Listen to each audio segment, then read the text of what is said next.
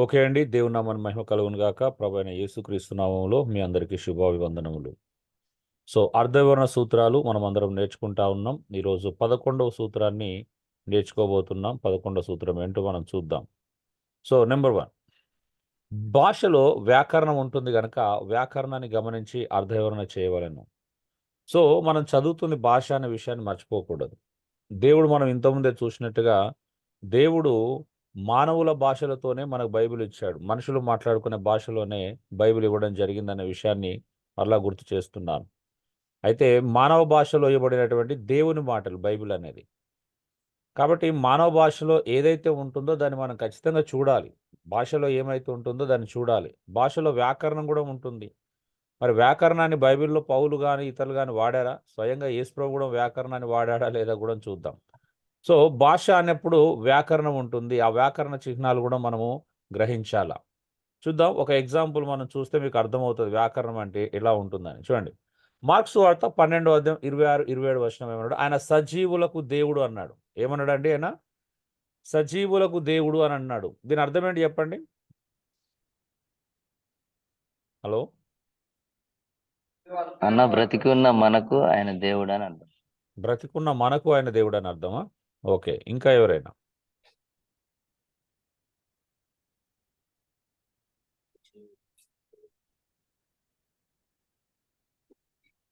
Hello! చెప్పండి దయచేసి. సజీవులకు దేవుడు అంటే దీన్ని ఎలా వివరిస్తారు? ఎలా అర్థం చేసుకోవాలా?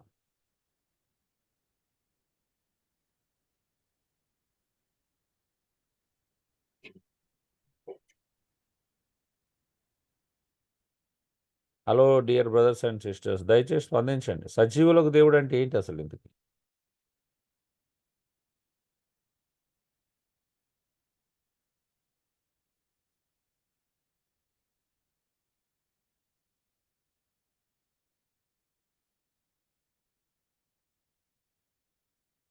హలో అండి. చెల్లించు వాటన్నింటికి దేవుడన్నా.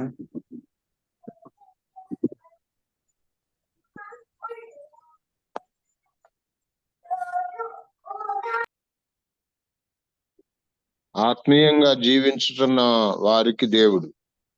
ఆత్మీయంగా జీవిస్తున్న వారికి దేవుడు. వామ్మో! ఇంకా అంటే మిగతా వాళ్ళు భూమి మీద ఉన్నటువంటి ప్రజలందరికీ, మానవ జాతి అందరికీ దేవుడు. జీవించున్న మానవులు ఎవరైతే ఉన్నారో ప్రపంచం అంతట్లో వారందరికీ దేవుడు అన్న. ఓకే. యేసుక్రీస్తు అందరికి దేవుడు అన్న. చెల్లించు వాటన్నిటికి దేవుడు. చూడండి, ఇక్కడ ఎందుకు మాట్లాడవలసి వచ్చింది? సందర్భము, ప్రతి దానిలో సందర్భం అనేది ముఖ్యమైన మనం చూసాం. ఏ సూత్రం చూసినా సందర్భం అయితే కంపల్సరీ. సద్దుకాయలు పునరుత్థానం లేదని నమ్ముతున్నారు. సద్దుకాయలు అక్కడ పునరుత్థానం లేదు అనే విషయాన్ని నమ్ముతున్నారు. పునరుత్థానం లేదు అని నమ్ముతున్నప్పుడు దేవుడి మాట చెప్తున్నాడు. ప్రభువైన యేసుక్రీస్తు దేవుని గురించి మాట్లాడుతున్నాడు. ఆయన సజీవులకే దేవుడు కానీ మృతులకు దేవుడు కాదు అనేటువంటి విషయాన్ని నొక్కి చెప్తున్నాడు. అవునా అండి? హలో! చదివిరా? లేఖనం చదవండి ఒకసారి. దయచేసి లేఖనం చదవండి. వారు లేచెదరని మృతులను గూర్చిన సంగతి మోషే గ్రంథమందలి పదను గురించిన భాగంలో మీరు చదవలేదా? మీరు చదవలేదా? ఆ భాగంలో దేవుడు నేను అబ్రహాము దేవుడను, ఇస్సాకు దేవుడను, యాకోబు దేవుడనని అతనితో చెప్పాను. ఆయన సజీవుల దేవుడు గాని మృతుల దేవుడు కాడు. కావున మీరు చెప్పండి, చదవండి. బహుగా పొరబడుచున్నారని వారితో చెప్పాను. చూడండి, ఇక్కడ సద్దుకాయలు ఏం చేస్తున్నారు? పునరుత్థానం లేదనేటువంటి విషయాన్ని నమ్ముతున్నారు. పునరుత్థానం లేదని నమ్ముతున్నప్పుడు యేసు ప్రభువు వాళ్ళకు సవాల్ విసురుతున్నాడు. మోషతో దేవుడు మాట్లాడినప్పుడు మీరు అక్కడ పునరుత్థానం గురించినటువంటి విషయాన్ని చదవలేదా? అంటే అబ్రహాము, ఇస్సాకు, యాకోబులు అనే వాళ్ళు లేస్తారనే విషయాన్ని మీకు తెలియదా అనే విషయాన్ని ప్రశ్నిస్తున్నాడు. అంటే దేవుడు అబ్రహాంతో మాట్లాడుతున్నప్పుడు అబ్రహాం దగ్గరికి వచ్చి ఏమన్నాడంటే, నేను అబ్రహాము దేవుడను, ఇస్సాకు దేవుడను, యాకోబు దేవుడను అని చెప్పిండు. దాని అర్థం ఏంటిది? అని అడుగుతున్నాడు. దేవుడు యేసుప్రభు అడుగుతున్నాడు. దాని అర్థం ఏంటిది? అంటే నేను అబ్రహాముకు దేవుడనై ఉన్నాను, ఇస్సాకుకు దేవుడనై ఉన్నాను, యాకోబుకు దేవుడనై ఉన్నాను అనే విషయాన్ని చెప్పట్లేదు. దేవుడనై ఉన్నాను అంటున్నాడా, ఇంకా నేను ఇప్పటికీ దేవుడనై అంటున్నాడా? హలో అండి, ఇప్పటికీ దేవుడే. హలో అండి. మోజేస్తో మాట్లాడుతున్న సమయాన్ని కూడా నేను వాళ్ళకి దేవుడనై ఉన్నాను దేవుడని అంటున్నాడా, లేకపోతే దేవుడనై ఉన్నాను అంటున్నాడా? మాట్లాడరు ఏంటండి? మీకు అర్థం అవుతలేదు, ఎక్కడో కన్ఫ్యూజ్ అవుతున్నారు. ఇంకా దేవుడినై ఉన్నాను.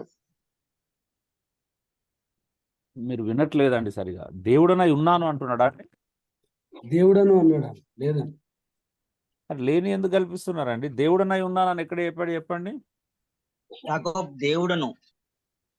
అబ్రహాము దేవుడను, ఇస్సాకు దేవుడను, యాకోబు దేవుడని అంటున్నాడు. దేవుడనై ఉన్నాను అంటే అర్థం ఏంటో తెలుసా మీకు? హలో, లేదండి. దేవుడనై ఉన్నాను అంటే అర్థం ఏంటిదంటే వాళ్ళు బ్రతికున్నప్పుడు వాళ్ళకు దేవుడనై ఉన్నాను, ఇప్పుడు వాళ్ళు చనిపోయారు కాబట్టి ఇప్పుడు నేను వాళ్ళకి దేవుని కాదు అన్నట్టు అర్థం వస్తుంది. అవునా? ఒకప్పుడు దేవుణ్ణి. దేవుడనై ఉన్నాను అంటే ఒకప్పుడు దేవుడనై ఉన్నాను, ఇప్పుడు కాదు అని అర్థం వస్తుంది. అవునా? మోజెస్తో అవును. మాట్లాడుతున్న కాలంలో నేను దేవుడిని, వారికి దేవుడని కాదు అని అర్థం వస్తుంది. ఎవరికి? అబ్రహాం, ఇస్సాకు, యాకోబులకి. కానీ దేవుడు ఏమంటున్నాడు? నేను అబ్రహాము దేవుడను, ఇస్సాకు దేవుడను, యాకోబు దేవుడను అని చెప్తున్నాడు. అంటే అర్థం ఏంటిది? వాళ్ళు బ్రతికున్నారు, వాళ్ళు సజీవులే అని చెప్పడానికి చెప్తున్నాడు. అవునా? హలో, అవునన్నా. డియర్ బ్రదర్స్ అండ్ సిస్టర్స్, మీకు ఎక్కడో పాయింట్ అర్థం కాలేదు అనేది నాకు అర్థమైంది. దయచేసి మళ్ళీ ఒకసారి స్పందించండి మిగతా వారు. హలో, చెప్పండి అన్న మళ్ళీ ఒకసారి. ఇంకొకసారి చెప్తారా? ఇంకొకసారి కాదు, 10 సార్లు అయినా చెప్తాను. ఇప్పుడు మీరు ఇక్కడ సమస్య ఏంటిది? సందర్భము, సద్దుకాయలు పునరుత్థానాన్ని నమ్మట్లేదు. ఇప్పుడు యేసు ప్రభు పునరుత్థానం ఉన్నదని నిరూపించాలి. అవునా? అవునన్నా. ఈ పాయింట్ అర్థమైందా ఫస్ట్?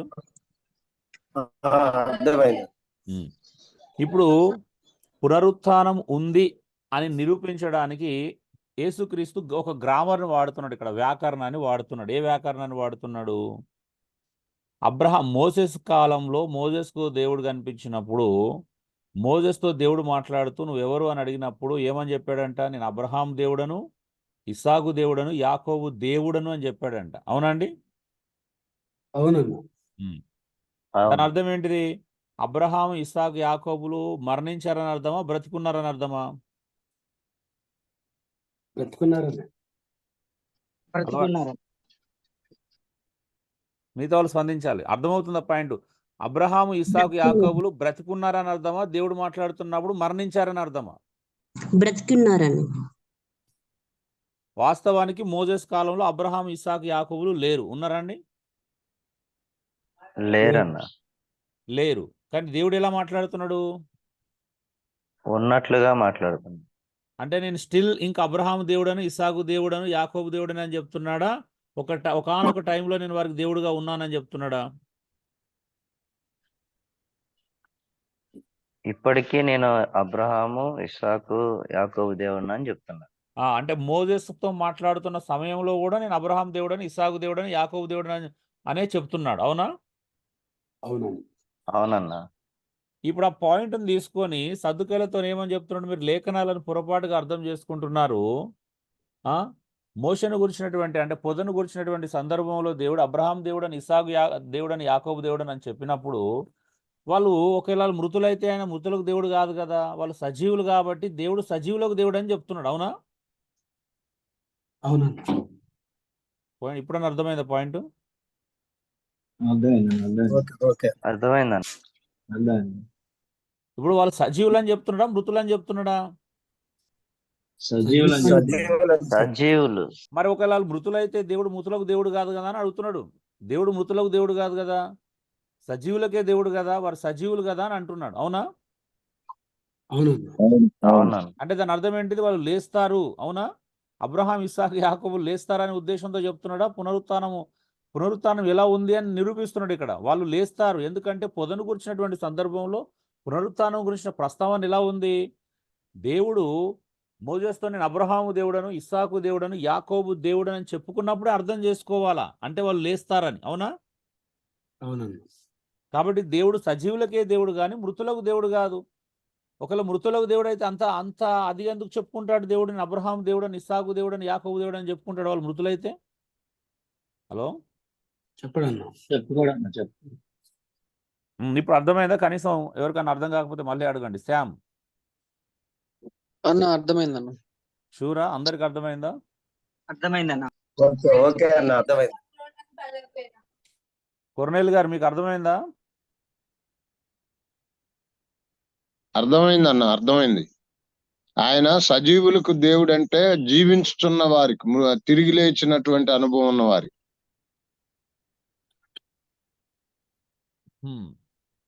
ఏమో నాకు ఇంకా అర్థం కానట్టు అనిపించింది. ఇప్పుడు వాళ్ళు జీవించే అంటే వాళ్ళు తిరిగి లేస్తారు కదా, అందుకనే వారికి దేవుడును అని ఓకే, వాక్య అది గట్టిగా నొక్కి చెప్తున్నాడు వాళ్ళు. ఓకే, పునరుత్థానం అర్థం కావటానికి చెప్తున్నట్టుగా మేము అర్థం చేసుకున్నాం. ఓకే. చూడండి ఇక్కడ ఇప్పుడు అందుకే మీరు లేఖనాలు ఎంత త్వరపడి వివరించడంలో ముందున్నారో నేను ఇప్పుడు చూసినప్పుడు ఆశ్చర్యం అనిపించింది. సజీవులకు దేవుడు అనగానే ఆయన లోకానికి అంతటి దేవుడు, బ్రతికున్న వాళ్ళందరికీ దేవుడు. బ్రతికిన వాళ్ళందరికీ దేవుడు కాదు ఆయన, నమ్మిన వాళ్ళకు దేవుడు. బ్రతికిన వాళ్ళందరూ నమ్మలే ఆయన. అవునా? హలో అండి, సెన్స్లో చూసినట్లయితే ఇప్పుడు లోకంలో ఉన్నందరికి దేవుడేనా ఆయన? సృష్టికర్త కోణంలో చూసినప్పుడు అందరికి అందరిని ఆయన సృష్టించాడు, అందులో డౌట్ లేదు. కానీ అందరికి దేవుడా? ఎవరికి అయినా అథారిటీగా చెప్పుకుంటున్నాడు నేను అబ్రహాం దేవుడని, ఇస్సాకు దేవుడని. అక్కడ సందర్భంలో చూడాలి. ఇప్పుడు యేసు ప్రభు అక్కడ సందర్భంలో చూపించాడు లేఖనాన్ని. అవునండి? ఏ సందర్భంలో చూపించాడు? మోషను గురించి మాట్లాడుతున్నటువంటి ఆ పొదను భోగించిన భాగం ఆ సందర్భంలో చూపించాడు. అవునా? హలో, అవునన్నా.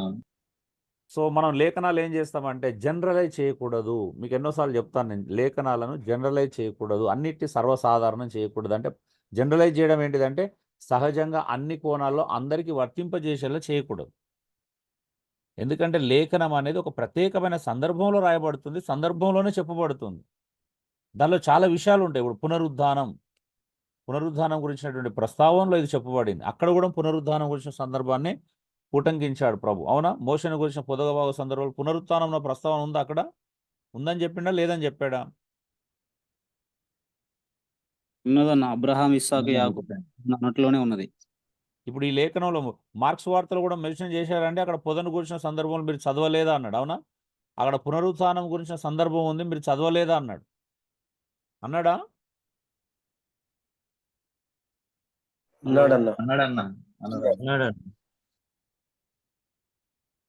So dear brothers and sisters, మీరు ఇట్లాగా లేఖనాలను సందర్భంలో చూస్తున్నప్పుడు కలిగేటువంటి అంటే తెలుసుకునేటువంటి సత్యం డిఫరెంట్గా ఉంటుంది. మనమేమో లేఖనాన్ని జనరలైజ్ చేస్తాం. మీరు చూడండి, వెంటనే అడగానే సజీవులకు దేవుడు అనగానే సకల జనులకు, జలచరాలకు కూడా అందరికైనా దేవుడు, ప్రతి ప్రాణికి దేవుడు, బ్రతికున్న ప్రాణికి దేవుడు. అంటే బ్రతికున్న వాళ్ళు ఎవరు? అక్కడ చనిపోయిన వాళ్ళ గురించి మాట్లాడుతున్నాడు. యాక్చువల్గా అబ్రహాం, ఇస్సాకు, యాకోబులు అనే వాళ్ళు చనిపోయారు ఒక టైంలో ఫిజికల్గా. అవునా? కానీ దేవుడు గర్వంగా ఎలా అంటే గొప్పగా చెప్తున్నాడు అంటే వాళ్ళను గురించినటువంటి అడ్రస్, అంటే వాళ్ళకు వచ్చినటువంటి స్థాయి, ఆ పితరులకు ఇవ్వబడినటువంటి అది చూడడానికి ప్రయత్నం చేయండి. ఎంత అద్భుతంగా చదివింది. అబ్రహాము దేవుడను, ఇస్సాకు దేవుడను, యాకోబు దేవుడను. దేవుడను అంటే అర్థం ఏంటిది? ఇంకా నేను వారికి దేవుడనే అనేటువంటి అర్థంతో మాట్లాడుతున్నాడు. అవునండి? హలో, ఇప్పుడు సపోజ్ ఇప్పుడు ఎవరన్నా ఇప్పుడు ఒక అతను నేను ఆమెకు భర్తను అని అన్నప్పుడు ఆమెకు భర్తను అనే మాటకి ఆమెకు ఒకప్పుడు నేను భర్తనై ఉన్నానికి మాటకి చాలా వ్యత్యాసం ఉంటుంది. అవునా? రెండు ఒకటేనా? రెండు అర్థాలు? హలో, ఒకప్పుడు అంటే ఆమె చనిపోయిందనో లేకపోతే ఇంకేందని అర్థం చేసుకోవాలని కదా. ఒకప్పుడు అంటే విడాకులు అయి ఉండొచ్చు, మరి ఇంకేమన్నా అయి ఉండొచ్చాడు. అవునా? ఇప్పుడు కాదు అనండి. అవునా? ఇప్పుడు నేను ఆమె భర్తను అని చెప్పినప్పుడు అర్థం ఏంటిదండి? అధికారంతో కూడింది. అంటే ఇప్పటికి కూడా నేను ఆమె భర్తనే. అవునా? ఇప్పుడు మీరు ఎవరైనా కంపెనీలో చేస్తున్నారు అనుకోండి, ఒకప్పుడు నేను ఆ కంపెనీలో చదువుకున్నా చేశాను, కానీ ఇప్పుడు కాదని అర్థం కదా. అప్పుడు అవునండి. అవునన్నా, కంపెనీ ఉండొచ్చు, లేకపోతే ఉమ్. మూసేయచ్చు. నేను ఒకప్పుడు ఆ ఊర్లో ఉన్నాను, కానీ ఇప్పుడు కాదు. అంటే అర్థం ఏంటిది?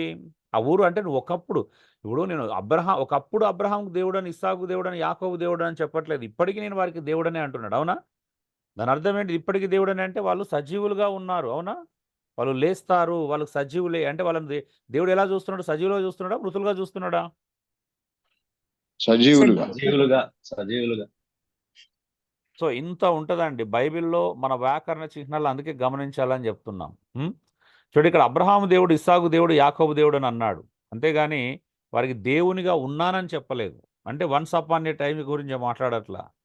అంటే ఆ ముగ్గురు బ్రతికి ఉన్నారు, నేను మృతులకు దేవుని కాదు అని చెప్తున్నాడు దేవుడు. నేను మృతులకు దేవుని కాదు, సజీవులకు దేవుణ్ణి. అంటే వాళ్ళకి సజీవులు. పునరుద్ధానాన్ని నిరూపించాడు ఒక్క చిన్న మాటను తీసుకొని. అవునా? హలో అండి. అవునన్నా. అవునన్నా, అవును. ఈ ఒక్క చిన్న 2 వచనాలను తీసుకొని యేసు ప్రభు పునరుత్థానం ఉంది అనేది ఎంత స్పష్టంగా వివరించాడో చూడండి. గలతీ 3:16 ఏమన్నాడు? సంతానములకు అని చెప్పక సంతానమునకు అని చెప్పినంట.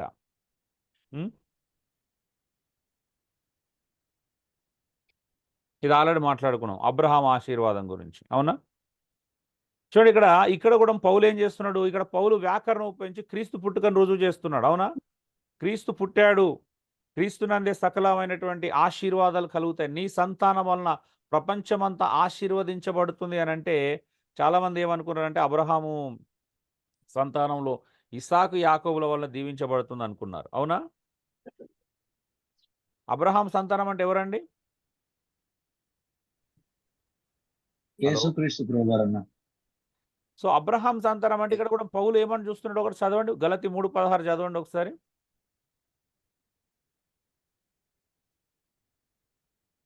అబ్రహామునకును అతని సంతానమునకును వాగ్దానములు చేయబడెను. ఆయన అనేకులను గూర్చి అన్నట్లు నీ సంతానములకును అని చెప్పక ఒకని గూర్చి అన్నట్లే నీ సంతానమునకును అనెను. ఆ సంతానము క్రీస్తు. ఆ సంతానము క్రీస్తు. మీరు లేకపోతే అక్కడ మీరు ఆదికాండంలోకి వెళ్ళినప్పుడు ఆ 16 నుండి 18 వచనాలు చదివితే దేవుడు అక్కడ ఇస్సాకును బలిచిన సందర్భంలో మీరు వాగ్దానం చేశాడు. అవునండి? మరి ఇప్పుడు ఆ వాగ్దానం ఎవరికి సంబంధించిందండి? హలో, నిశ్చయంగా నేను దీవిస్తాను, ఆ వాగ్దానం ఎవరికి సంబంధించిందండి? క్రీస్తుకు సంబంధించింది కదా.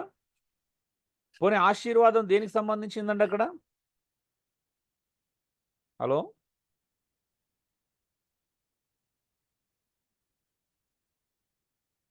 మాట్లాడరేంటండి? క్రీస్తు ద్వారా వచ్చేటువంటి రక్షణ, నిత్య జీవనం.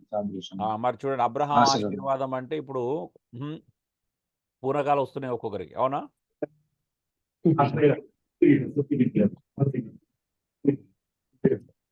హలో అండి.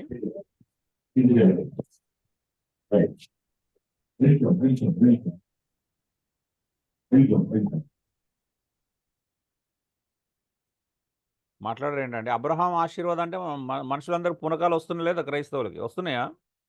వస్తున్నాయి. మరి ఏ ఆశీర్వాదం గురించి మాట్లాడుతున్నాడు?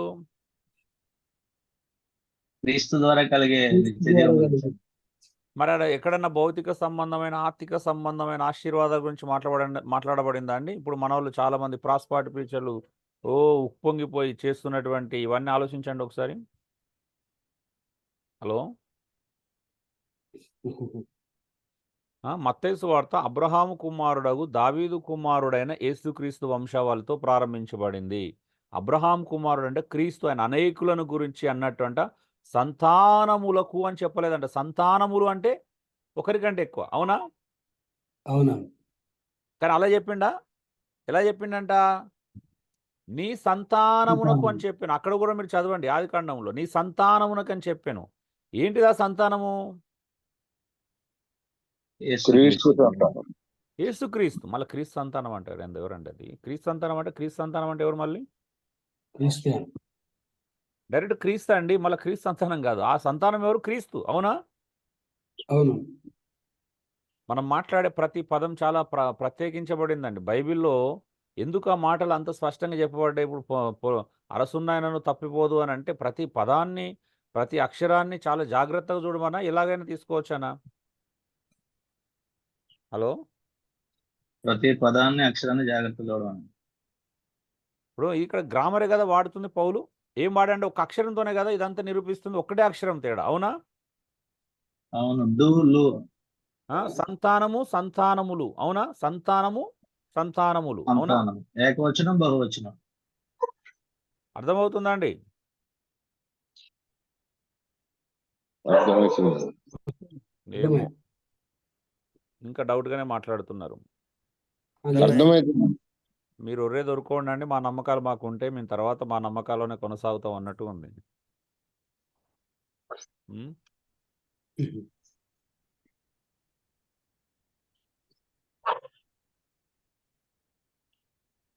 ఏమంటారు?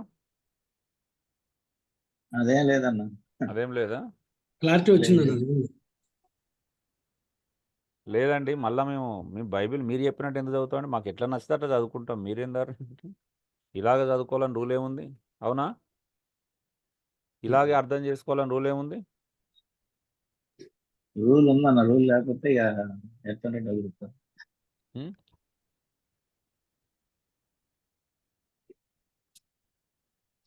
లేఖనం ఒక్కొక్కరికి ఒక రకంగా అర్థం అవుతుంది. అందరికి ఒకటే రకంగా అర్థం అవ్వాలనే నియమం లేదు కదా.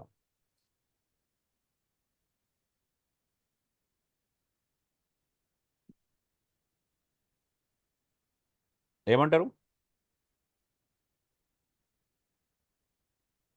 అర్థం మారదు కదన్న. అర్థం చేసుకుని ఎట్లా అర్థం చేసుకోవచ్చు.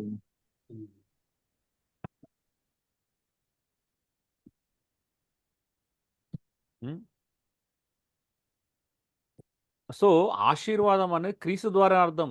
యేసుక్రీస్తును విశ్వసించిన ప్రతి ఒక్కరు అబ్రహాం సంతానం అవుతారు. అబ్రహాంకి అదే ఆశీర్వాదం. అందుకే విశ్వాసం ద్వారా, అంటే యేసుక్రీస్తును విశ్వసించిన వారందరికీ అబ్రహాం తండ్రి అని చెప్పబడుతుంది. అవునా? అవునా? అవునా? అవునన్నా. సో రోమిలకు రాసిన పత్రికలో పౌలు చాలా స్పష్టంగా ఎస్టాబ్లిష్ చేశాడు. శరీర సంబంధమైనటువంటి ఇశ్రాయేలు ప్రజలు అబ్రహాం సంతానం కాదంట కదా. శరీర సంబంధమైన సున్నతి కాదు. ఆత్మ సంబంధమైన సున్నతి కదా. క్రీస్తును విశ్వసించిన వారే నిజంగా అబ్రహాం సంతానం అన్నాడు. ఆత్మ సంబంధులే అబ్రహాం సంతానం అన్నాడు కదా. అవునండి? అవునా? సో వాస్తవానికి ఇశ్రాయేల్ ప్రజలందరూ అబ్రహాంకు ఎలాంటి సంతానం అండి? శరీరీతి సంతానమా, ఆత్మ సంబంధమైన సంతానమా? హలో, ఇస్రాయేల్ అయితే శారీరక సంబంధమైన సంతానాన్ని. సో ఇస్మాయేలు సంతానమైన శరీరీతి సంతానమే, కెతురకు పుట్టిన వాళ్ళైన శరీర సంబంధమైన సంతానమే. కానీ అబ్రహాంకు అసలు సంతానం ఎవరు? హలో, యేసుక్రీస్తు విశ్వసించిన వాళ్ళందరూ అబ్రహాం నిజమైన సంతానం. అవునా అండి? అవునా? కరెక్టేనా? కరెక్టే అన్న. ఇంకో ఇది అర్థం చేసుకోవాలి. అందుకే ఇప్పుడు ఆశీర్వాదం అనగానే భౌతికనే ఆలోచన చేస్తాం. ఆశీర్వాదం అంటే అక్కడ క్రీస్తునందు కలిగేటువంటి ఆశీర్వాదం గురించి మాట్లాడుతున్నాడు. అవునా? ఎఫెసీ 1:3 మీరు ఒక్కసారి చదివితే ఎంత అద్భుతమైన ప్రణాళిక అది. అంటే క్రీస్తునందు విశ్వసించిన వారందరికీ దేవుడు పరలోక విషయంలో ఆత్మ సంబంధమైన ప్రతి ఆశీర్వాదం క్రీస్తునందు అనుగ్రహించాడు. అవునా? ఎక్కడ అనుగ్రహించబడింది ఆశీర్వాదం? క్రీస్తునందు. ఏ విషయంలో? ఏ విషయాలకు సంబంధించింది ఆశీర్వాదం? ఆత్మ సంబంధమైన ఆత్మ సంబంధం. ఎక్కడ దొరుకుతుంది అది? పరలోక విషయాలకు సంబంధించింది. అవునా అండి? అవును. ఇప్పుడు మరి దాన్ని మళ్ళీ నేను లేదు అది అందులో 2 ఉంటాయి, ఒకటే ఎందుకు తీసుకోవాలండి? 2 ఉంటాయా, 1 ఉంటాయా అందులో? హలో, ఒకటే. 2 తీసుకుంటే తప్పేమున్నది జాన్?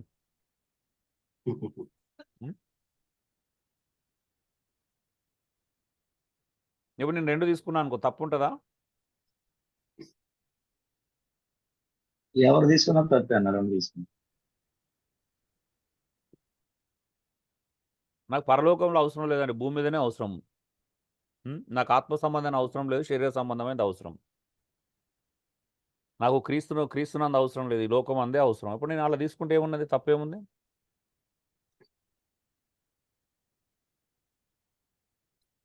అయినా తప్పే కదన్నా.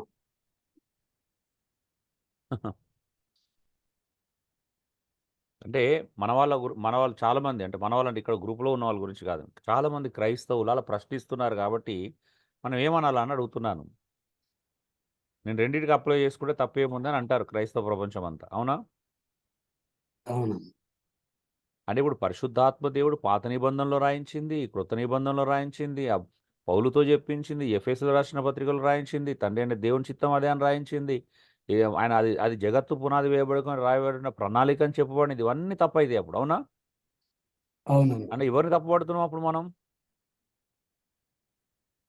హలో అండి. దేవుని వాక్యాన్ని, దేవుణ్ణి. దేవుణ్ణి నువ్వు ఎలాగైనా రాసుకో ప్రభా, దేవుని ప్రణాళికని తప్పటి. నువ్వు ఎలాగైనా రాసుకో, మేము అలా తీసుకో, మాకు నచ్చినట్టే తీసుకుంటాం వాక్యాన్ని, అవునా? తీసుకోకూడదని అలా. సో ఎంత ప్రమాదం చూడండి. నెక్స్ట్ ఒక మాట చూద్దాం గ్రామర్కు సంబంధించి. యోహాను 8:50 చదవండి. ఏమన్నాడు అక్కడ? నేను అబ్రహాం పుట్టక మునిపే ఉన్నాను అన్నాడు యేసుప్రభు, అవునా? అవునండి. శాస్త్రుల పరీక్షలు మంచిగా అనిపించిందా, కోపం వచ్చిందా అప్పుడు? కోపం వచ్చింది. అబ్బా ఎంత గొప్ప విషయము, అసలు అబ్రహాం పుట్టక మునిపే ఉన్నాడంట అని ఆశ్చర్యపోయిర్రా? కోపం వచ్చింది, రాళ్ళు తీసుకొని కొట్టబోయారు కదా. కోపం వచ్చింది, కొట్టాలనుకున్నారు, చంపాలనుకున్నారు, ఎట్లన్నా ఇరికేయాలనుకున్నారు. అంటే ఇప్పుడు యేసు ప్రభు ఏం మాట్లాడుతున్నాడు? అబ్రహాం పుట్టక మునిపే ఉన్నానంటే శరీరధారిగా ఉన్నాను అర్థమా అండి? అలా కాదు కదా. అంటే ఉన్నాను అని అంటే మళ్ళీ అప్పుడు శరీరధారిగా ఉన్నాడని చెప్పట్లేదు వాళ్ళు. అందుకే తప్పుగా అర్థం చేసుకున్నారా, రైట్గా అర్థం చేసుకున్నారా? తప్పుగా వాళ్ళు తప్పుగా అర్థం చేసుకున్నారు. తప్పుగా అర్థం చేసుకున్నాడు. శరీరధారిగా ఉన్నాడని కాదు, ఇది యేసుక్రీస్తు యొక్క దైవత్వం యొక్క ఉనికిని చూపిస్తుందండి. ఒక్క మాట చాలండి. ఎంత అద్భుతమైన మాట తెలుసా? యేసుక్రీస్తు దైవత్వం కలిగిన వ్యక్తి, డివినిటీ ఆఫ్ క్రైస్ట్ గురించి నిరూపించేటువంటి అద్భుతమైన వాక్య భాగం ఇది. అంటే ఆయన కేవలం మానవుడు కాదు, దేవుడు అని నిరూపించే వాక్యం, అవునండి? అవునన్నా. హలో, యేసుక్రీస్తు దేవుడా మానవుడా? దేవుడే. యేసుక్రీస్తు దేవుడు అని నిరూపించేటువంటి వాక్యం. నేను అబ్రహాం పుట్టక మునిపే ఉన్నాను అంటే ఈ మాట ఎవరైనా చెప్పగలుగుతారా అండి? లేదండి, ఎవరు చెప్పజాలరు. అందుకే వాళ్ళు శరీర సంబంధంగా అర్థం చేసుకున్నాడు కాబట్టి నేను తిప్పి కొడితే 50 సంవత్సరాల వయసు లేదు, నేను అబ్రహాం పుట్టక మునిపే ఉన్నానని చెప్పుకుంటున్నాడు అని రాళ్ళు రువ్వాలని ప్రయత్నం చేశారు, అవునా? అవునండి.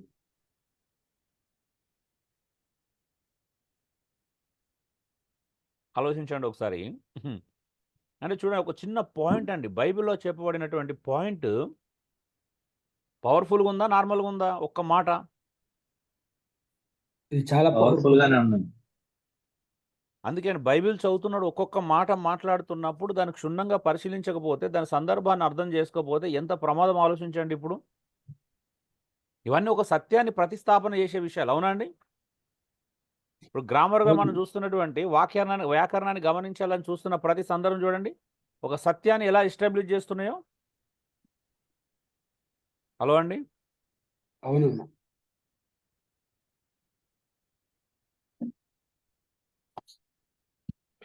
చూడండి, ఇక్కడ 3 విషయాలు చూడండి. ఒకటేమో దేవుడు మృతులకు దేవుడు కాదు, సజీవులకు దేవుడు. అంటే ఒకటి పునరుత్థానాన్ని నిరూపించేటువంటి అద్భుతమైనటువంటి వాక్య భాగం, అవునా? అవునన్నా. మరొక చోటనేమో ఆశీర్వాదం అంటే ఏంటిది? అది శరీర సంబంధమైనది కాదు, అది ఆత్మ సంబంధమైనది, అది డైరెక్ట్ క్రీస్తే అని చెప్తున్నాడు, అవునా? క్రీస్తే అక్కడ వాగ్దానం చేయబడింది, క్రీస్తే. ఆ ఆశీర్వాదం కూడా క్రీస్తునందు లభ్యమయ్యేది అని చెప్పబడింది, అవునా? అవునన్నా. ఇక్కడేం చూపిస్తున్నాడు? యేసుక్రీస్తు దైవత్వానికి సంబంధించింది. క్రీస్తు ఒక ఆర్డినరీ పర్సన్ కాదు, నేను ఒక సామాన్యుని కాదు, నేను అబ్రహాం పుట్టక మునిపే ఉన్నాను, నా దినము చూడవల్లని అబ్రహాము మిక్కిలి ఆశగొన్నాడని చెప్పాడు, అవునండి? అవునండి. అబ్రహాం ఆశ దేని కొరకు ఎదురు చూశాడంట? యేసుక్రీస్తు దినాల కోసం. దినాల మీరు దినం కోసం ఉన్నారు ఇప్పుడే. అన్న అది కాదన్న, అర్థం కాదు. దినాలు కాదండి, దినం. దినం. యేసుక్రీస్తు యొక్క దినం చూడవాలని, నా దినము చూడవాలని, ప్రభువు దినం, అదొకటే, అవునా? అవును.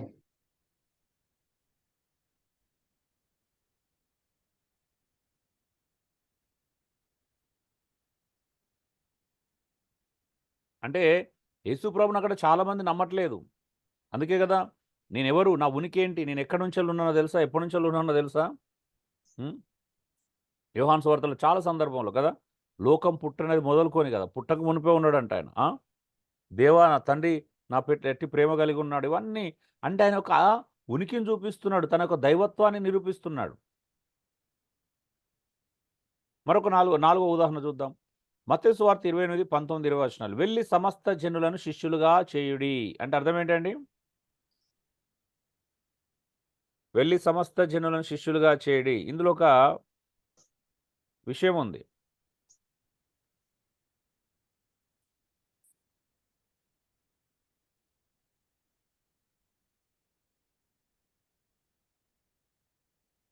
ఇక్కడ ఆజ్ఞ వెళ్ళు అనేదా? ఇందులో ఆజ్ఞ ఏంటి చెప్పండి?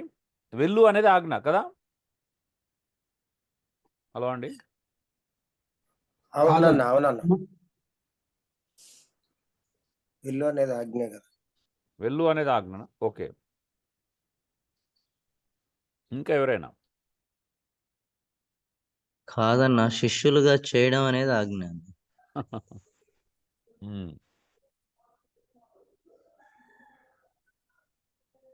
ఈ లేఖనాన్ని చాలా మంది తప్పుగా తీసుకున్నారు. ఇక్కడ వెళ్ళు అనేది ఆజ్ఞ కాదు, శిష్యులను తయారు చేయడం అనేది ఆజ్ఞ. అవునా అండి? అసలైన ఆజ్ఞ ఏంటి? అసలు ఏం చేయాలి? శిష్యులుగా చేయాలి. వెళ్ళి టైంపాస్గా 4-5 ఊర్లు తిరిగి రావడమా వెళ్ళడం అంటే? హలో, ఇంపార్టెంట్ గా దేవుని పరిచర్య చేయడం. దుబాయ్ వెళ్ళి రావడం, మస్కట్ వెళ్ళి రావడం, అక్కడికి ఇక్కడికి వెళ్ళి రావడం, విదేశాలకు వెళ్ళి రావడం, వెళ్ళడం అంటే ఇదేనా? కాదన్న. వెళ్తే శిష్యులు అవుతారా? కాదన్న. శిష్యులుగా చేస్తే అవుతారన్న, వెళితే అవరు.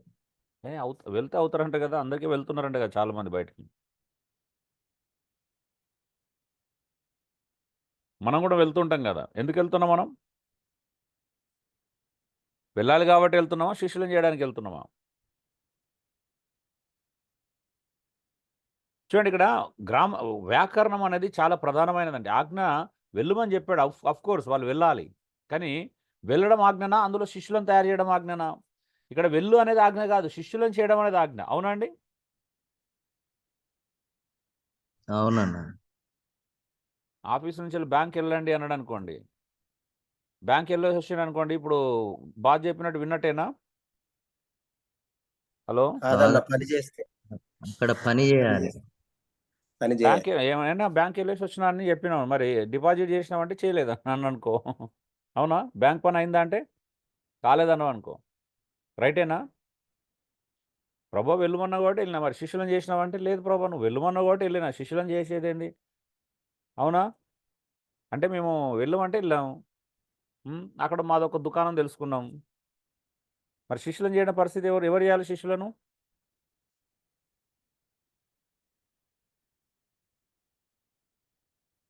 సో అందుకే ఇక్కడ ప్రాబ్లం ఏంటంటే అనేకులు శిష్యులను తయారు చేయకుండా అర్థం లేని ప్రయాణాలు చేస్తున్నారు. నిజమేనా? తీరిక లేని ప్రయాణాలు చేస్తున్నారు, సుడిగాలి పర్యటనలు అంటే కొంతమంది సుడిగాలి పర్యటనలు చేస్తుంటారు. అవునా? అవునండి.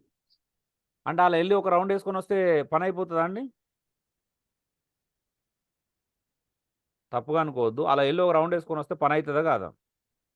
కాదన్న. అవుతుందన్న, మన పని అవుతుంది. కొంతమంది నెలకోసారి సుడిగాలి పర్యటన పెట్టుకుంటారు కదా, సువార్త దండయాత్ర అంటే ఏంటిదండి? సువార్త దండయాత్ర అంటే? హలో,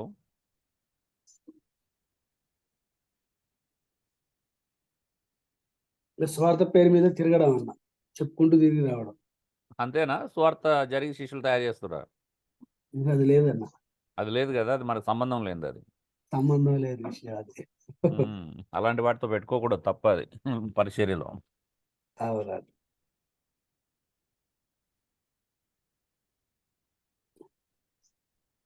సో ఇక్కడ దేవుడు చెప్పింది ఏంటంటే సమస్త జనులను శిష్యులుగా చేయడం. శిష్యులుగా చేయడం అంటే ఏంటిది?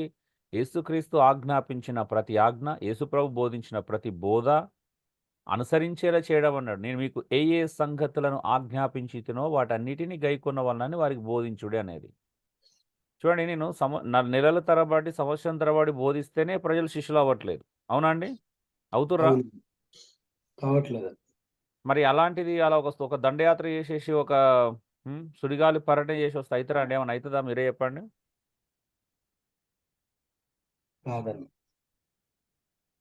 శిష్యులను తయారు చేయడం అనేది సులువైన విషయం కాదండి. యేసు ప్రభు 3.5 సంవత్సరాలు ఆయనతో పాటు 24/7 డే అండ్ నైట్ పెట్టుకున్నాడు. అవునా? శిష్యులను చేయడానికి ఎలా పెట్టుకున్నాడండి? అప్పుడప్పుడు వచ్చి డే అండ్ కలిసిపోయిందా? నైట్ కష్టపడ్డాడు. డే అండ్ నైట్ చేశాడా? లేదా అప్పుడప్పుడు క్లాస్ రూమ్లో కూర్చొని పెట్టుకొని చెప్పాడా? డే అండ్ నైట్ చెప్పిండు. ఈరోజు మనం ఎందుకంత ప్రభావితంగా లేని తెలుసా అండి? మన ట్రైనింగ్ అంతా భయంకరమైనది. మనం చాలా బిజీ. అవునా? అలా నేర్చుకునే స్థాయి మనది కాదు వాస్తవం చెప్పాలంటే. ఉందా అండి మనకు ఆ స్థాయి? ఏమంటారు? లేదన్న. 3.5 సంవత్సరాలు రాత్రింబవళ్ళు ఆయనతో ఉంటేనే యూదా ఇస్కరియోతు అనేవాడు ఒకడు తప్పిపోయాడు. ఆయన ప్రేమను చూసి, ఆయన జీవితం చూసి, అవునా? ఎన్నో అద్భుతాలు చూసి, ఆ పరిచయలో పాలిభాగస్తుడు అయిన తర్వాత కూడా తప్పిపోయాడు. నిజమా కాదండి? అవును నిజమే. చూడండి, పౌలు కూడా దాదాపు యేసు ప్రభుతో దేవునితో 3 సంవత్సరాల పైగా గడిపాడండి. తక్కువేం గడపలా. అందుకే వాళ్ళు పవర్ఫుల్గా వచ్చారు బయటికి. మనము అలా పోయి ఇలా వస్తాం, అలా పోయి ఇలా వస్తాం. అంతే కదా? అందుకే మన పరిచర్యలో అంత సీరియస్నెస్ అది ఉండదు, కనిపించదు వాస్తవం చెప్పాలి అని అంటే. నిజమే, నాకు కూడా అనిపిస్తుంది ఒక్కొక్కసారి అందరిని ఒక దగ్గర పెట్టుకొని 50 మందిని పెట్టేసుకొని ఒక 100 సంవత్సరం అంతా వాళ్ళతోనే ఉంటేనే కానీ వాళ్ళు అసలు బయటికి వెళ్తే మళ్ళీ లోక సంబంధాలు కాకుండా ఆత్మ సంబంధాలుగా మారలేరు. అవునా? అవునండి. అలా వచ్చి వెళ్తే మళ్ళీ లోకంలోనే కలిసిపోతారు. నిజమా కాదా చెప్పండి? మీరే మీ అనుభవాలు చెప్పండి. కనీసం మీకు ఏమనిపిస్తుంది? హలో, ఈజీ అనిపిస్తుందా? కష్టం అనిపిస్తుందా దేవునికి దగ్గర ప్రభు కోసం యథార్థంగా బ్రతకడం? లోకం యొక్క ప్రభావం మీ మీద ఉందంటారా? శోధించబడుతున్నారా లేదా? మీరు చెప్పండి. ఉందన్న, ప్రభావం ఉంది. థ్యాంక్ యూ అండి సామ్యుల్ కిరణ్. ఇంకెవరన్నా ఉన్నారా? ఎవరు మాట్లాడరండి? ఉందన్న, లోకం యొక్క ప్రభావం ఉంటుందన్న. ఉంది. ఉన్నదన్న ప్రభావం.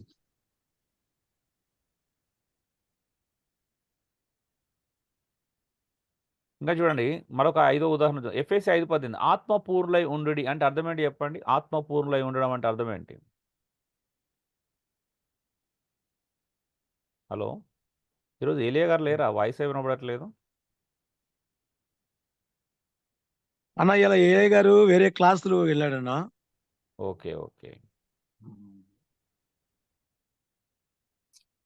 ఓకే అండి. ఆత్మపూర్ణులై ఉండుడి అంటే అర్థం ఏంటి?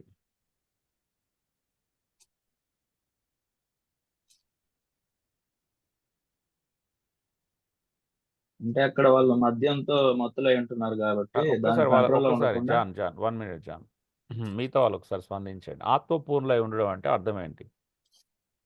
గుండ్రంగా తిరగడం అనా? లేకపోతే ఎగరడం గెంతడం అనా? ఏంటి ఆత్మపూర్ణులై ఉండడం అంటే? ఆత్మపూర్ణులై ఉండడం అంటే నాకు ఒక ఆయన ఏమని చెప్పాడు తెలుసా? నువ్వు ఆత్మపూర్ణంగా లేవు బ్రదర్ అన్నాడు. దాని అర్థం ఏంటో తెలుసా ఆయన ఉద్దేశం? ఆత్మపూర్ణ అంటే ఏంటిదంటే ఎప్పుడు కూడా ఇలా మాట్లాడకూడదంట నాలాగా. చెప్పండి సామ్యుల్ పీటర్ గారు. ఆత్మపూర్ణులు అంటే వాళ్ళ ఆలోచన భాషలు మాట్లాడటం. ఆత్మపూర్ణులై ఉండడం అంటే ఒకటి భాషలు మాట్లాడడం, రెండోది దేవుని యొక్క శక్తి వచ్చిందని ఎగరడం గెంతడము, ప్రవచించటం. కేకలేయడం, ప్రవచించడం. లేదంటే అసలైన ఆత్మపూర్ణులు అంటే ఏంటో తెలుసా? ప్రైజ్ గాడ్, హల్లెలూయా, దేవునికి మహిమ కలుగునుగాక, స్తోత్రం. ఇలాగ వాయిస్ మార్చి మాట్లాడితే ఆత్మపూర్ణత ఉన్నట్టు. కానీ మనం మాట్లాడితే ఆత్మపూర్ణత కనిపించట్లేదు. అవునా? ఆత్మపూర్ణత అంటే ఏంటిదండి? ఆత్మచేత నడిపించబడటం కాదండి. ఆత్మపూర్ణత అంటే మీరు నార్మల్గా చెప్పారు, మీరు ఇలా చెప్పాలా? స్తోత్రం, హల్లెలూయా ఇలా మాట్లాడాలి. అది లోపలికెళ్ళి రావాలా? మీరు అంత పెదాలతో మాట్లాడుతున్నారు.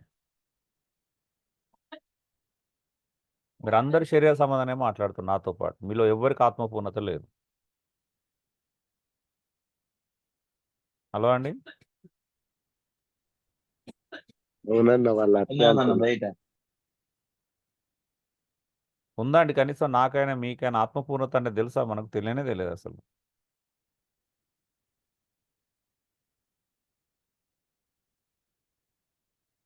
ఏమంటారు మీరు?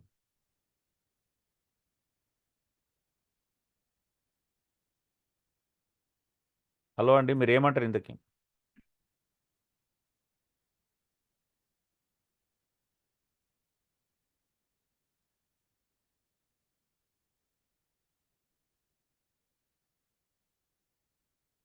ఎలా అర్థం చేసుకుంటారండి ఆత్మపూర్ణత అంటే? అలా అలా వాయిస్ మోడ్యులేషన్ చేయడం అండి ఆత్మపూర్ణత అంటే? కాదన్న కాదు. ఆత్మపూర్ణత అంటే ఎవరైనా ఇంటికి వెళ్ళినప్పుడు అబ్బా ప్రైజ్ గాడ్ స్తోత్రం బ్రదర్ మీ ఇంట్లో నాకేదో దుష్ట శక్తి కనిపిస్తుంది అని అలా అలా చెప్పడం కదా? హలో అలా చెప్పితేనే ఆత్మీయుడు, ఆత్మీయమైన సేవకుడు ఆత్మవరంతో నింపబడి ఉన్నారు అంటుంది.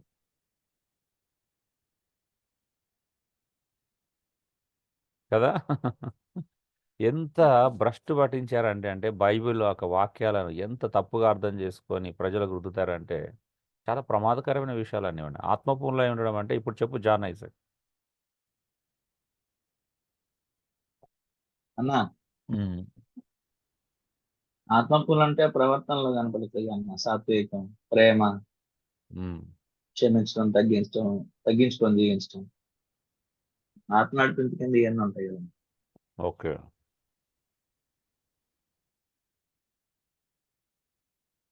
చూద్దాం. ఎఫ్ఎస్సిలో చూడండి, ఆత్మపూర్ణం అంటే ఇది ఒక్కసారి అని అర్థం కాదండి, ఎల్లప్పుడూ అని అర్థం. ఒక్కసారి అంటే ఏదో మీటింగులు జరిగినప్పుడు లేకపోతే ఏదో ఆడ మీటింగ్ జరిగి వాళ్ళు ఏదో ఉద్రేకపరిచినప్పుడు ఎగిరి గెంతేది కాదు కదా. ఎప్పుడో ఒకసారి సడన్గా భాషలు మాట్లాడడానికి సంబంధించింది కాదు. ఎప్పుడో ఒకటేసారి ఏదో శక్తిని ప్రదర్శించడం కాదు. అసలు ఏదో వాయిస్ మాడ్యులేషన్స్ చెప్పడం కాదు ఆత్మపూర్ణత అంటే. ఎక్కడికి వెళ్ళినా 24 గంటలు స్తోత్రం బాడీని ఇట్లా షేక్ చేయడం కాదు. అవునా? ఎవరైనా వెళ్ళగానే తల చేతులు ఊపుతూనే ఉంటారు. స్తోత్రం స్తోత్రం 2 చేతులు బలంగా పట్టుకోవడం కాదు. అవునా? బలవంతులు అంటే అదే అనుకుంటున్నారు వాళ్ళు చాలామంది. నిజమా కాదా అండి? అవునన్నా అవును. సో ఇక్కడ దేని గురించి మాట్లాడుతున్నాడు అంటే నువ్వు దేని చేత నడిపించబడుతున్నావు అనే దాని గురించి మాట్లాడుతున్నావు. ఆత్మపూర్ణత అంటే నువ్వు ఆత్మ చేత నడిపించబడుతున్నావా లేదా? ఇక్కడ మద్యముతో మత్తులై ఉండకూడదని చెప్పాడు. ఆత్మపూర్ణులై ఉండాడు. దాని ముందు మాట ఏంది? మద్యముతో మత్తులై ఉండరాదు అంటే అర్థం ఏంటిది? మద్యం యొక్క కంట్రోల్లో ఉండొద్దని దాని భావం. మద్యం యొక్క కంట్రోల్లో ఉండొద్దు. మరి ఎవరి కంట్రోల్లో ఉండాలా మనము? అవునండి, క్రైస్తవులు అనే వాళ్ళు విశ్వాసులను దేని కంట్రోల్లో ఉండాలా? మాట్లాడేంటండి? దేని కంట్రోల్లో ఉండాలి? ఎవరి కంట్రోల్లో ఉండాలా? పరిశుద్ధాత్మ కంట్రోల్లో ఉండాలన్న. దేవుని యొక్క ఆత్మ కంట్రోల్లో ఉండాలనేది దాని యొక్క ఉద్దేశం. అవునా? మద్యంతో మత్తులై ఉండొద్దు అంటే మద్యం చేత నడిపించబడకూడదు అనిపిస్తుంది. పౌలు ఒక కాలంలో ఉంటే ఏమన్నాడంటే మీరు మొబైల్ కంట్రోల్లో ఉండకుండా ఆత్మ కంట్రోల్లో ఉండండి అని చెప్పేవాడు. అవునా? అవునన్నా. డబ్బు అంటే కంట్రోల్లో మనము ఉండబాకండి అని చెప్పేవాడు కదా. అంటే ఎక్కడ ఇప్పుడు మనం ఈ కాలంలో ఎక్కువగా మొబైల్ వాడుతున్నాం కాబట్టి మొబైల్ కంట్రోల్. ఆ కాలంలో కొంతమంది ఎక్కువగా మద్యానికి అలవాటు పడిపోతున్నారు కాబట్టి దాని చేత జయించబడొద్దు, దాని కంట్రోల్లోకి వెళ్ళొద్దు అని చెప్తున్నాడు. అవునా? అంతేనా? అవునా? అంతే అన్న. అంతే.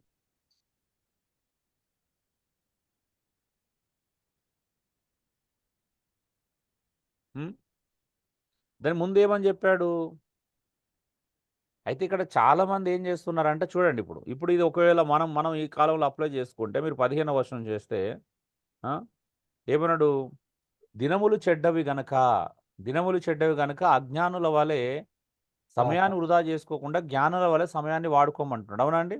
దాని అర్థం ఏంటిది? ఇక్కడ కొంతమంది ఏం చేస్తున్నారు అని అంటే ఈ మద్యం కంట్రోల్లో ఉండి రోజంతా సమయాన్ని వృధా చేస్తున్నారంట. మద్యం తాగితే ఏమవుతుంది? మద్యం కంట్రోల్కి వెళ్ళిపోతుంది. సమయం వృధా అవుతుందా? సేవ్ అవుతుందా?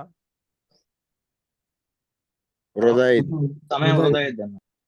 సమయాన్ని వేస్ట్ చేస్తున్నారు ఇక్కడ. అవునా? అజ్ఞానులలో ప్రవర్తిస్తున్నారు. చేయడానికి మనకు చాలా విషయాలు ఉన్నాయి. అయితే అలాంటి పరిస్థితుల్లో అజ్ఞానులుగా ప్రవర్తిస్తూ సమయాన్ని అంతటిని వేస్ట్ చేస్తున్నారు. పౌలు అందుకే అన్నాడు మీరు సమయాన్ని వేస్ట్ చేయొద్దు, జ్ఞానుల వల్ల నడుచుకోండి, అజ్ఞానుల వల్ల ఉండకూడదు. 24 గంటలు ఫోన్ మాట్లాడుతున్నాం. దాని అర్థం ఏంటిదంటే సమయానికి సద్వినియోగపరుచుకుంటున్నామా, దుర్వినియోగపరుస్తున్నామా? దుర్వినియోగమే. దుర్వినియోగపడు అవునా? ఏం చేయకూడదో చెప్తున్నాడు, ఏం చేయాలో చెప్తున్నాడు, దేని కంట్రోల్‌లో ఉండాలో చెప్తున్నాడు, దేని కంట్రోల్‌లో ఉండకూడదో చెప్తున్నాడు. అవునా? ఆ తర్వాత కూడా ఏం చేయాలో చెప్తున్నాడు. అందరం మంచిగా ఆత్మ సంబంధమైన పద్యంలో, కీర్తనలతో ఏం చేయాలి, ఒకరినొకడు మంచిగా పురికొల్పుకోమని చెప్తున్నాడు. అవునండి? మన మనసంతా ఎలా ఉండాలి ఎప్పటికీ? దేని చేత నింపబడి ఉండాలా? ఆత్మ సంబంధమైన ఆత్మ పాటలతో సంబంధమైన విషయాల ఒకరినొకరు చేత హెచ్చరించు. నింపబడాలి. అందుకే కీర్తనలు కావచ్చు, పద్యములు కావచ్చు కదా! ఒకరినొకరితో ఏమన్నాడు, బోధించుకోమంటున్నాడు. హ్మ్. ఏం చేసినా తండ్రైన పేరిట సమస్తం చేయమంటున్నాడు. హ్మ్. సో, తర్వాత ఎవరేం చేయాలో చెప్తున్నాడు. స్త్రీలు ఎలా ఉండాలి, పురుషులు ఎలా ఉండాలి, భర్తలు ఎలా ఉండాలి, భార్యలు ఎలా ఉండాలి. అవునా? పిల్లల్ని ఎలా అవును. పెంచాలి. అంటే మనకు చాలా పనులున్నాయి. ఆ పనుల్లో బిజీగా ఉండాలి. అంతేగాని మద్యంతో మత్తులై ఉండి మద్యం కంట్రోల్‌లో ఉండడం, సమయాన్ని వృధా చేసుకోవడం, లేకపోతే మొబైల్ కంట్రోల్‌లో ఉండి మొబైల్ సమయం అంతా రోజంతా వేస్ట్ చేసుకోవడం అనేది చెయ్యకూడదు. అవునా? ఇప్పుడు ఉన్న కాలం అది. ఇక్కడ ఆత్మపూర్ణులై ఉండడం అంటే ఆత్మ సంబంధమైనటువంటి కార్యాలలో బిజీగా ఉండాలి. మనకు పనులున్నాయి. ఉన్నాయా లేవండి? ఉన్నాయండి. ఉన్నాయన్న. అంతేగాని ఆదివారం ఒక 2 గంటలే పని ఉంటదా మనకి? లేదన్న నిరంతరం ఉంటుంది. నిరంతరం ఉంటుంది. అవునా? ఆత్మ సంబంధాలుగానే మనం ప్రవర్తించాలి. అంతేగాని మనం ఏది పడితే దేని కంట్రోల్ విషయం ఏందంటే కంట్రోల్ మనల్ని ఏది కంట్రోల్ చేస్తుంది. అవునా? అది ఇంపార్టెంట్. మనం పరిశుద్ధాత్మ దేవుని యొక్క కంట్రోల్‌లో ఉన్నామా? ఇప్పుడున్న కాలంలో మొబైల్ కంట్రోల్‌లో ఉన్నామా? ఆ కాలంలో మద్యం కంట్రోల్‌లో ఉండేవాళ్ళంట ప్రజలు. హ్మ్. మద్యముతో మత్తులై ఉండదు. మత్తు అనేది ఏం చేస్తుందంటే కంట్రోల్‌లో పెడతది. అవునా? మత్తు అదొకటి. అవునా? అవునన్నా. ఇప్పుడుంటే మొబైల్ మత్తులో ఉండొద్దు. మొబైల్ కూడా ఒక మత్తే. మత్తు అంటే అర్థం ఏంటిది అక్కడ పూర్తిగా అక్కడ మత్తు. మత్తు అంటే ఏంది? దాని కంట్రోల్‌లోకెళ్ళడం. అవునా? మాయలోకెళ్ళడం. నిజమా కదండీ? అవును. అంతేనా? అవునవునన్న. ఇప్పుడు ఒకడు ఎడిట్ అంటాడు అంటే ఈయనకి ఆ అమ్మాయి మైకం పట్టింది. ఆ అమ్మాయి మత్తులోనే ఉన్నాడు. అంటే అర్థం ఏంటిది అక్కడ మత్తు అంటే? మత్తు అనే పదం దేనికి సంబంధించిన పదంగా వాడబడింది ఇక్కడ? వారికి ఎడిక్ట్ అయిపోయిందని అర్థం దానికి. అడిక్ట్ అయిపోయి దాని కంట్రోల్‌లో ఉన్నాడని అర్థం. బానిస హలో. అయిందని అర్థం. అవునా? అవునండి.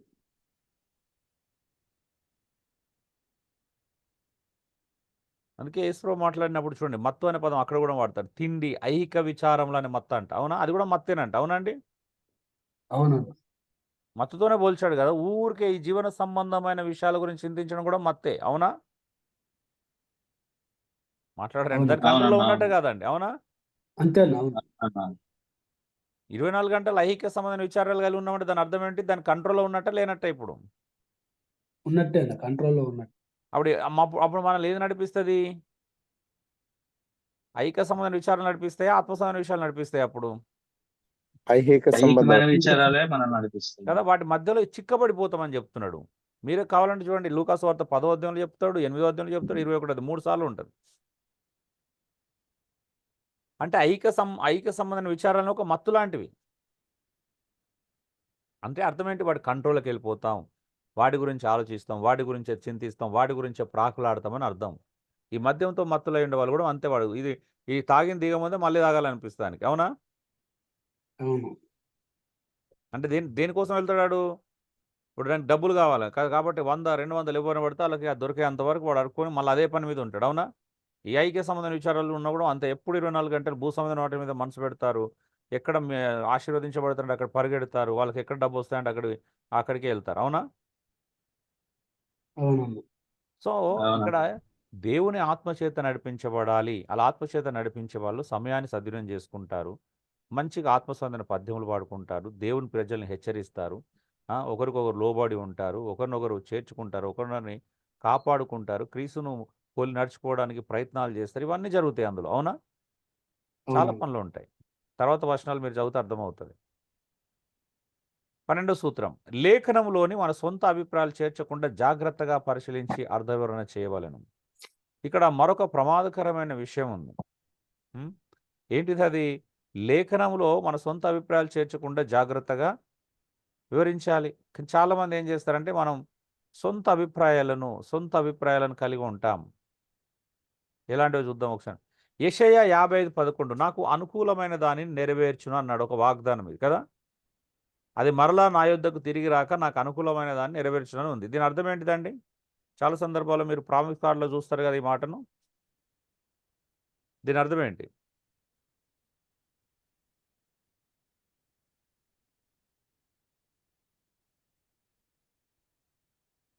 హలో అండి.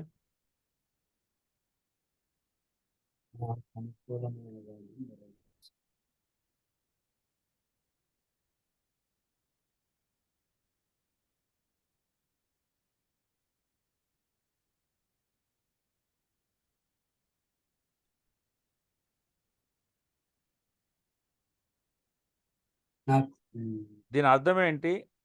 దీంట్లో మానవులు చొప్పించే సొంత అభిప్రాయాలు ఏంటి లేఖనంలో? నేను అనుకున్నది, నేను కోరుకున్నది దేవుడు నా జీవితంలో నెరవేరుస్తాడని ఈ వాక్యాన్ని బట్టి లోకం అనుకున్నాడు. అవును కదా. నేను ఏదనుకుంటే అది దేవుడు ఖచ్చితంగా నెరవేరుస్తాడు. అవునా? నాకు అనుకూలమైన దాన్ని చేస్తుంది. అవునా? దేవుడు నెరవేరుస్తాడు. అది సొంత అభిప్రాయమా లేఖనం యొక్క వివరణమా?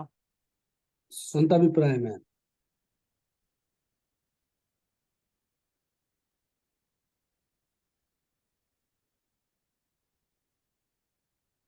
సరే చూద్దాం, ఒకసారి చదువుదాం. ఇక్కడ దేని గురించి మాట్లాడుతున్నాడు అంటే, దేవుడిచ్చిన వాగ్దానం వ్యర్థముగా పోదు, నిష్ఫలం కాదు అని అర్థంతో మాట్లాడుతున్నాడు. అంతేగాని మనం ఏదనుకుంటే అది, మనం ఏం రిలీజ్ చేస్తే అది, లేకపోతే ఏది పడితే అది మనం ఏమైనా చేసుకోవచ్చు అనేటువంటి అర్థంతో మాట్లాడబడట్లేదు. ఇక్కడ దేవుడిచ్చిన మాట నిష్ఫలం కాదన్నాడు. మన గురించిన మాటలు కాదు కదా, మనం చెప్పిన ప్రసంగాలు కాదు, లేకపోతే మనం ఇచ్చినటువంటి వాగ్దానాల గురించి మాట్లాడట్లేదు. ఎవరి వాగ్దానం అంటే ఒకసారి చదవండి. 55 యెషయా 55 తీయండి దయచేసి ఎవరైనా.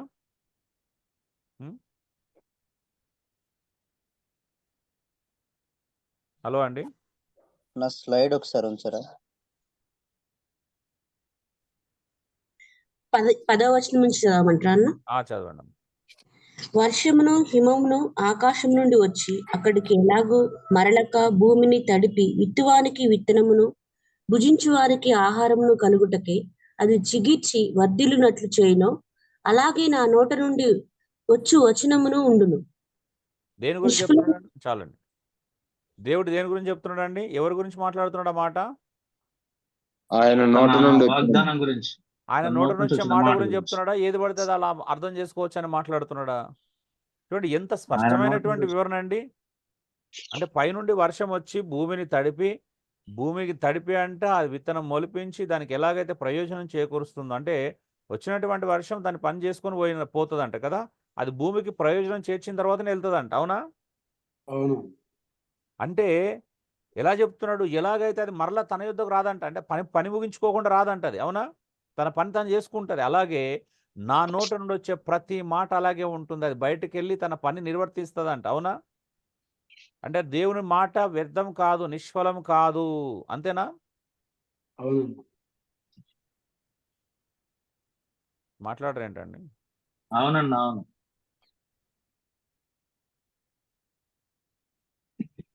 సో ఇది చాలా మంది సేవకులు వారి మాటలాగా, దేవుడు వాళ్ళు చెప్తే ఏదైనా కూడా ఇంకా మాకు అనుకూలంగా ఉంటుంది, అది మాకు నెరవేర్చి తీరుతుంది అని ఎవరికి వారు నమ్ముకుంటున్నారు. అలా సొంత అభిప్రాయాలను చొప్పించడానికి ప్రయత్నము చేయడం మనం చూస్తూ ఉన్నాం.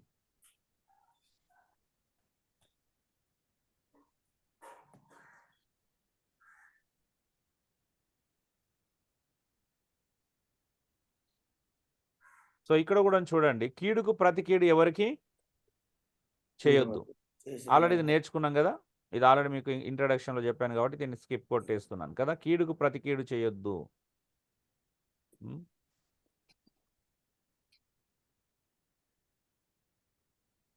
నెరసిన వెంట్రుకలు సొగసైన కిరీటం అని సామెతలు 16:31 చెప్తుంది. ఇప్పుడు ఇందులో మానవుల సొంత అభిప్రాయం ఏమైనా ఉందో చెప్పగలుగుతారా? హలో అండి.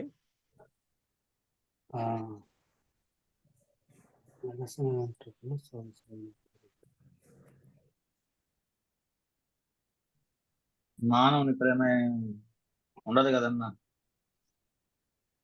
ఒక ఆయన మానవుని ప్రమేయం గురించి మాట్లాడింది, అంటే తన సొంత అభిప్రాయాలు చొప్పించడానికి. సొంత అభిప్రాయాలు, మానవుని ప్రమేయం అంటే అర్థం ఏంటిది? సొంత అభిప్రాయాలను చొప్పించడం. అవునా? అవునన్నా. వీళ్ళు ఏమైనా చొప్పించడానికి ప్రయత్నం చేయొచ్చా సొంత అభిప్రాయాన్ని? లేదన్నా.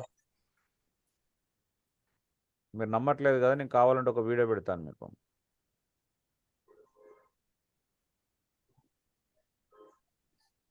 సరే తప్పదు కాబట్టి ఎగ్జాంపుల్ వచ్చింది కాబట్టి చెప్పాల్సి వస్తుంది, నాకు ఇష్టం లేదు కానీ.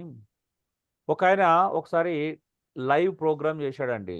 ఏంటిది, ప్రశ్నోత్తరాలు అని లైవ్ ప్రోగ్రామ్ చేశాడు.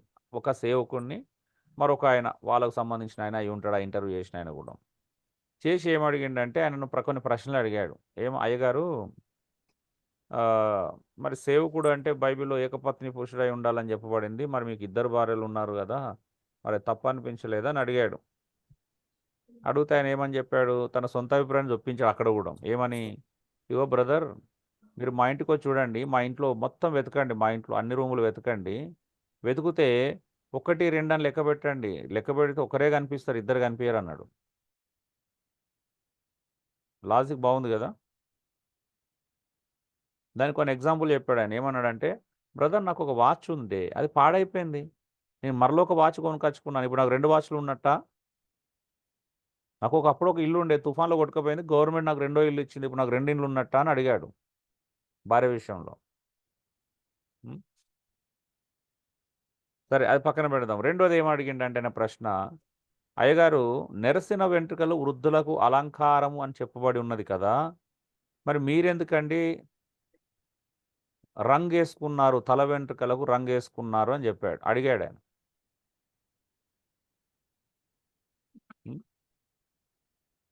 అడిగితే ఆయన ఇచ్చిన జవాబు ఏంటో తెలుసా మీకు? ఏం జవాబు ఇచ్చి ఉంటాడండి? హలో, ఏమో ఐడియా లేదు. ఆయన ఒక ఆశ్చర్యం కలిగించే జవాబు ఇచ్చాడు. ఏమన్నాడు అని అంటే, ఫస్ట్ ఏమని చెప్పాడంటే, నాకు అంటే శుభవార్త ఛానల్లో ఒక యాడ్ వచ్చింది, యాడ్లో ఏమన్నాడంటే, ఈ ఆయిల్ వాడితే నా నెరసిన వెంట్రుకలు, తెల్ల జుట్టు కాస్త నల్లగా అవుతుందని చెప్పబడింది. నేను ఒక బోధకుని కదా అండి, మరి ఒక ఆయన యాడ్ ఇచ్చాడు, బైబిల్ ఏమో నేను వెంట్రుకల్లో ఒకటి తెలుపుగా నలుపుగా చేయలేడని దేవుడు అంటున్నాడు, మరి వీడేమో నల్ల వెంట్రుకలు తెల్ల వెంట్రుకలు నల్లగా చేస్తాను అంటున్నాడు. ఇప్పుడు నేను బోధకుని కాబట్టి డైరెక్ట్గా బోధిస్తే తప్పు అవుతుంది కాబట్టి నేను ఒక 2 బాటిల్ ఆర్డర్ పెట్టుకొని వాడి చూశానండి. వాడి చూసేసరికి నా నెరసిన వెంట్రుకలు, తెల్ల వెంట్రుకలు కాస్త ఎరుపు రంగులోకి మారినాయి.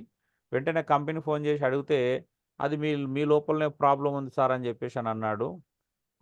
అని చెప్పేసి చెప్తున్నాడు అన్నట్టు. అంత మాత్రమే కాదు, నాకు కొంచెం నల్ల వెంట్రుకలు అంటే ఇష్టం అండి, అందుకే పెట్టుకున్నాను. మరి నల్ల వెంట్రుకలు ఇష్టమైతే మరి లేఖనాన్ని ఎందుకు నమ్మలేదు అప్పుడు? తెల్ల వెంట్రుకలు నల్లగా అని దేవుడు చెప్పిన మాట ఎందుకు నమ్మలేదు?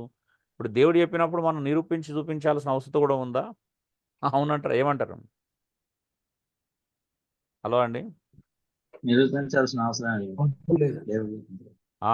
ఇందులో ఇంకొక ఆశ్చర్యం కలిగించే విషయం ఏంటో చెప్పాడు తెలుసా? బ్రదరు, మీరు ఎప్పుడు చూసినా నన్ను తప్పుగానే అర్థం చేసుకుంటున్నారు. చూడండి, ప్రకటన గ్రంథంలో 24 పెద్దలు తమ కిరీటాలు తీసేసి యేసుప్రభు పాదాల పెట్టారని చెప్తున్నాడు. మీరు ఎందుకు నా యొక్క దీనత్వాన్ని, సాత్వికత్వాన్ని అర్థం చేసుకోవట్లేదు? నాకు ఈ కిరీటాలు పెట్టుకోవడం ఇష్టం లేదండి. తెల్ల వెంట్రుకలు నాకు ఒకవేళ కిరీటం అయితే నాకు కిరీటం ఇష్టం లేదు, అందుకే నల్ల జుట్టు వేసుకున్నా, నా కిరీటాన్ని తీసి యేసుప్రభు పాదాల యొద్ద పెట్టానని చెప్పాడు. ఎంత తగ్గింపండి ఇది! సూపర్ సూపర్ వ్యాఖ్యానం. ఇంతకంటే తగ్గింపు ఉంటుందా? మీరే చెప్పండి పోనీ.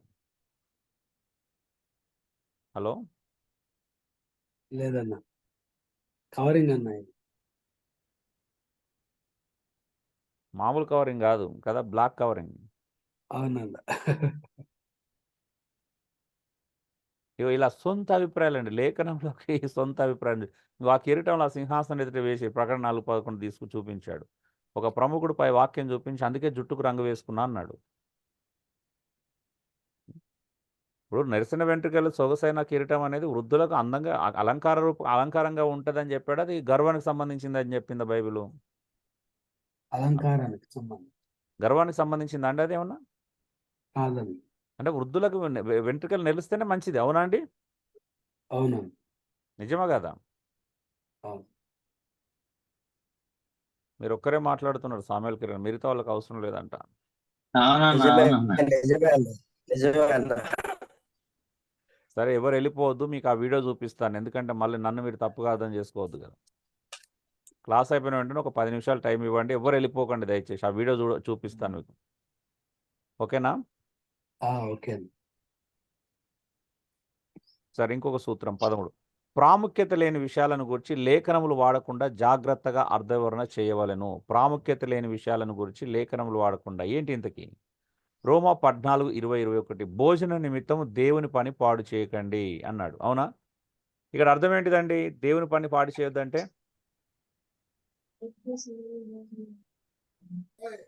భోజనం నిమిత్తం దేవుడు.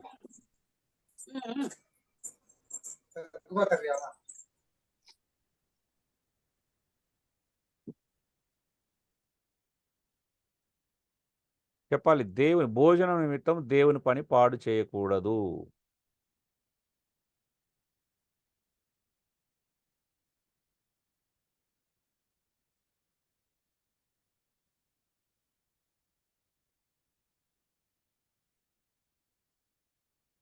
సో రోమపత్రిక 14వ అధ్యాయం మొదటి 2 వచనాలు చదవండి. ఇక్కడ ఒక ప్రస్తావన, అద్భుతమైన మాట ఉంటుంది చూడండి. ఏమన్నాడు? హలో అండి. విశ్వాసము విషయమై ఉమ్, బలహీనుడైన వానిని చేర్చుకొనుడి. ఆయనను సంశయములను తీర్చుటకు వాదములను పెట్టుకొనవద్దు. ఏంటిదంట? విశ్వాస విషయమై బలహీనులు ఉంటారు సంఘంలో, వాళ్ళని చేర్చుకోవాలి. అయితే అనుమానాలు తీర్చుకోవడానికి వాదాలు పెట్టుకోవద్దంట. అంటే ప్రాముఖ్యత లేని విషయాల గురించి మాట్లాడుతున్నాడు ఇక్కడ. అవునండి? ప్రాముఖ్యత లేని విషయంలో వాక్యాలు వాడుకొని ఇష్టానుసారంగా ప్రజలను ఇబ్బంది పెట్టకూడదని. అవునండి? అంతేనా? ఏంటి ఆ ప్రాముఖ్యత లేని విషయాలు ఏంటి అని చెప్తున్నాడు అక్కడ? మొట్టమొదటిది, ఒకడు బలహీనుడై కూరగాయలు మాత్రమే తింటున్నాడు, ఒకడు బలవంతుడై అన్నీ తినవచ్చని నమ్ముతున్నాడు. అవునా? దేవుడు సూచించిన ప్రతి వస్తువు మంచిదే, అన్నీ తినవచ్చని నమ్ముతున్నాడు. అయితే ఇక్కడ సమస్య ఏంటిది? ఈ బలహీనుడు ఏం చేస్తున్నాడంటే ఆ బలవంతునికి తీర్పు తీరుస్తున్నాడు. చూసినవా సహోదరుడు ఏం దొరుకుతా తింటాడండి, ఏ మాంసాన్ని వదలడు అని చెప్పేసి తీర్పు తీరుస్తున్నాడంట. ఈ బలవంతుడైన సహోదరుడు, అన్ని తినేట సహోదరుడు ఏం చేస్తున్నాడంట? బలహీనుడైన సహోదరుని, అంటే నాన్ వెజిటేరియన్ సహోదరుని ఏం చేస్తున్నాడు? అబ్బా బ్రదర్ వేస్ట్, అసలు ఏం తినడండి అని చెప్పి తృణీకరిస్తున్నాడంట. అవునా? పాసిబిలిటీ ఎవరికి ఏది ఉంది? బలహీనునికి బలవంతుని తీర్పు తీర్చే పాసిబిలిటీ ఉంది కదా. బలవంతునికి ఏమో బలహీనుని పక్కన పెట్టి తృణీకరించే పాసిబిలిటీ ఉంది. అవునా అండి? అంతేనా? అవునన్నా. ఇప్పుడు ఇదంతా ప్రాముఖ్యమైన విషయం. భోజనాలకు సంబంధించిన విషయాలు కాదు. అవునండి? భోజనాలకు సంబంధించిన విషయాలు ప్రాముఖ్యం కాదు. కానీ ఇప్పుడు కూడా చాలా మంది అవి ప్రాముఖ్యమైన విషయాలుగా ఎంచుతున్నారా లేదండి? బైబిల్‌లో కొత్త నిబంధనలో భోజనానికి అంత ప్రాముఖ్యత లేదనే విషయాన్ని మనం చాలా సందర్భాల్లో చూస్తామండి. అవునన్నా. అంటే బయటి సంబంధమైన భోజనము మనిషి లోపలికి వెళ్ళడం అది పెద్ద ప్రాముఖ్యమైన విషయం కాదు. అది మనిషినికి అపవిత్రత ఆపాదించేది ఎంత మాత్రం కాదు అనే చూస్తాం. నిజమా కాదండి? నిజమే సో, అన్న. మొదటి తిమోతి 4వ అధ్యాయంలో ఏమని చూస్తామండి? ఎవరైనా ఇది తినొద్దు అది అయితే అది దయ్యముల బోధనే అంటాడు కదా. భ్రష్ట మనసు అంటాడు. దేవుడు పరిశుద్ధపరిచిన వాటిని నిషిద్ధమైన వ్యక్తిగా ఎంచకూడదు. అంటే దేవుడు అది ప్రార్థన వలన, విశ్వాసం వలన అన్ని పవిత్రపరచబడతాయి కదా. అది తినకూడదు, ఇది తినకూడదు అని చెప్పకూడదు. అవునా? అంత మాత్రమే కాదు. అక్కడ ఆ సందర్భంలో శరీర సంబంధమైన సాధకం కొంచెం మట్టుకే ప్రయోజనకరం కానీ ఆత్మ సంబంధమైన సాధకం ఇప్పటి విషయంలోనూ రాబో జీవం విషయంలో ప్రయోజనకరమైనదని చెప్పబడుతున్నది. ఎఫెసులో రాసిన పత్రిక, సరే కొలస్సీలో కూడా మనము 2వ అధ్యాయం చివరి వచనం చూస్తే అరే మనుషులకు విధులకు లోబడి అంటే ఇది తినొద్దు, అది తినొద్దు, ముట్టుకోవద్దు, రుచి చూడవద్దు, ఈ ఆజ్ఞలకు లోబడనేలా ఇవన్నీ వాడుకునుట చేత నశించిపోతాయి. అవునండి? అంతేనా? చూడండి, ఇక్కడ ప్రాముఖ్యమైన విషయం రోమపత్రిక 14వ అధ్యాయంలో మాట్లాడుతుంది ఏంటంటే ఇక్కడ 2 రకాల ఒక బలహీనులు అనే వాళ్ళు ఉన్నారు. ఎవరాళ్ళు? ఈ బలహీనుడు ఏం చేస్తాడంటే కూరగాయలు తినాలని మాత్రమే నమ్ముతాడంట. అవునా? మాంసం తినడాన్ని నమ్మడు. అవునా అండి?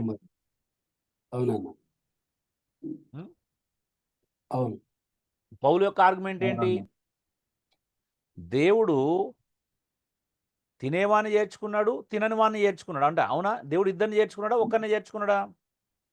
ఇద్దరిని చేర్చుకున్నాడు. బలహీనుడై కూరగాయలు తినటాన్ని దేవుడు అంగీకరించాడు కదా. బలవంతుడై బరాబర్ నీకు స్తోత్రం అని కృతజ్ఞతాస్తుతులు చెల్లించి దేవా స్తోత్రం, ఈరోజు నాకు మంచి మటన్ మాంసం పెట్టావని చెప్పేసి వాడు అలాంటి వాడిని దేవుడు చేర్చుకున్నాడు. చూడండి, ఇంకేమన్నాడు?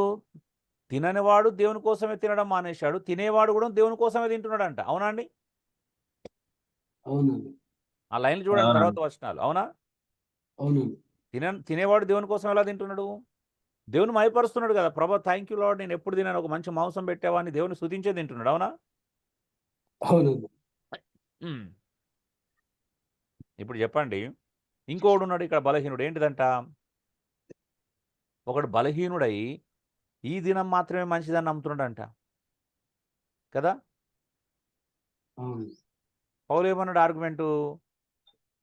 దేవుడు అన్ని దినాలను సమానంగా సృష్టించాడు. అయితే ఒకడికి ఒక దినం చెడ్డదని ఎంచుకుంటే అది వాని మట్టుకే ఉంచుకోవాలి, అది వానికి మాత్రమే వర్తిస్తుందంట. అవునా? నమ్మకాన్ని. అవునా?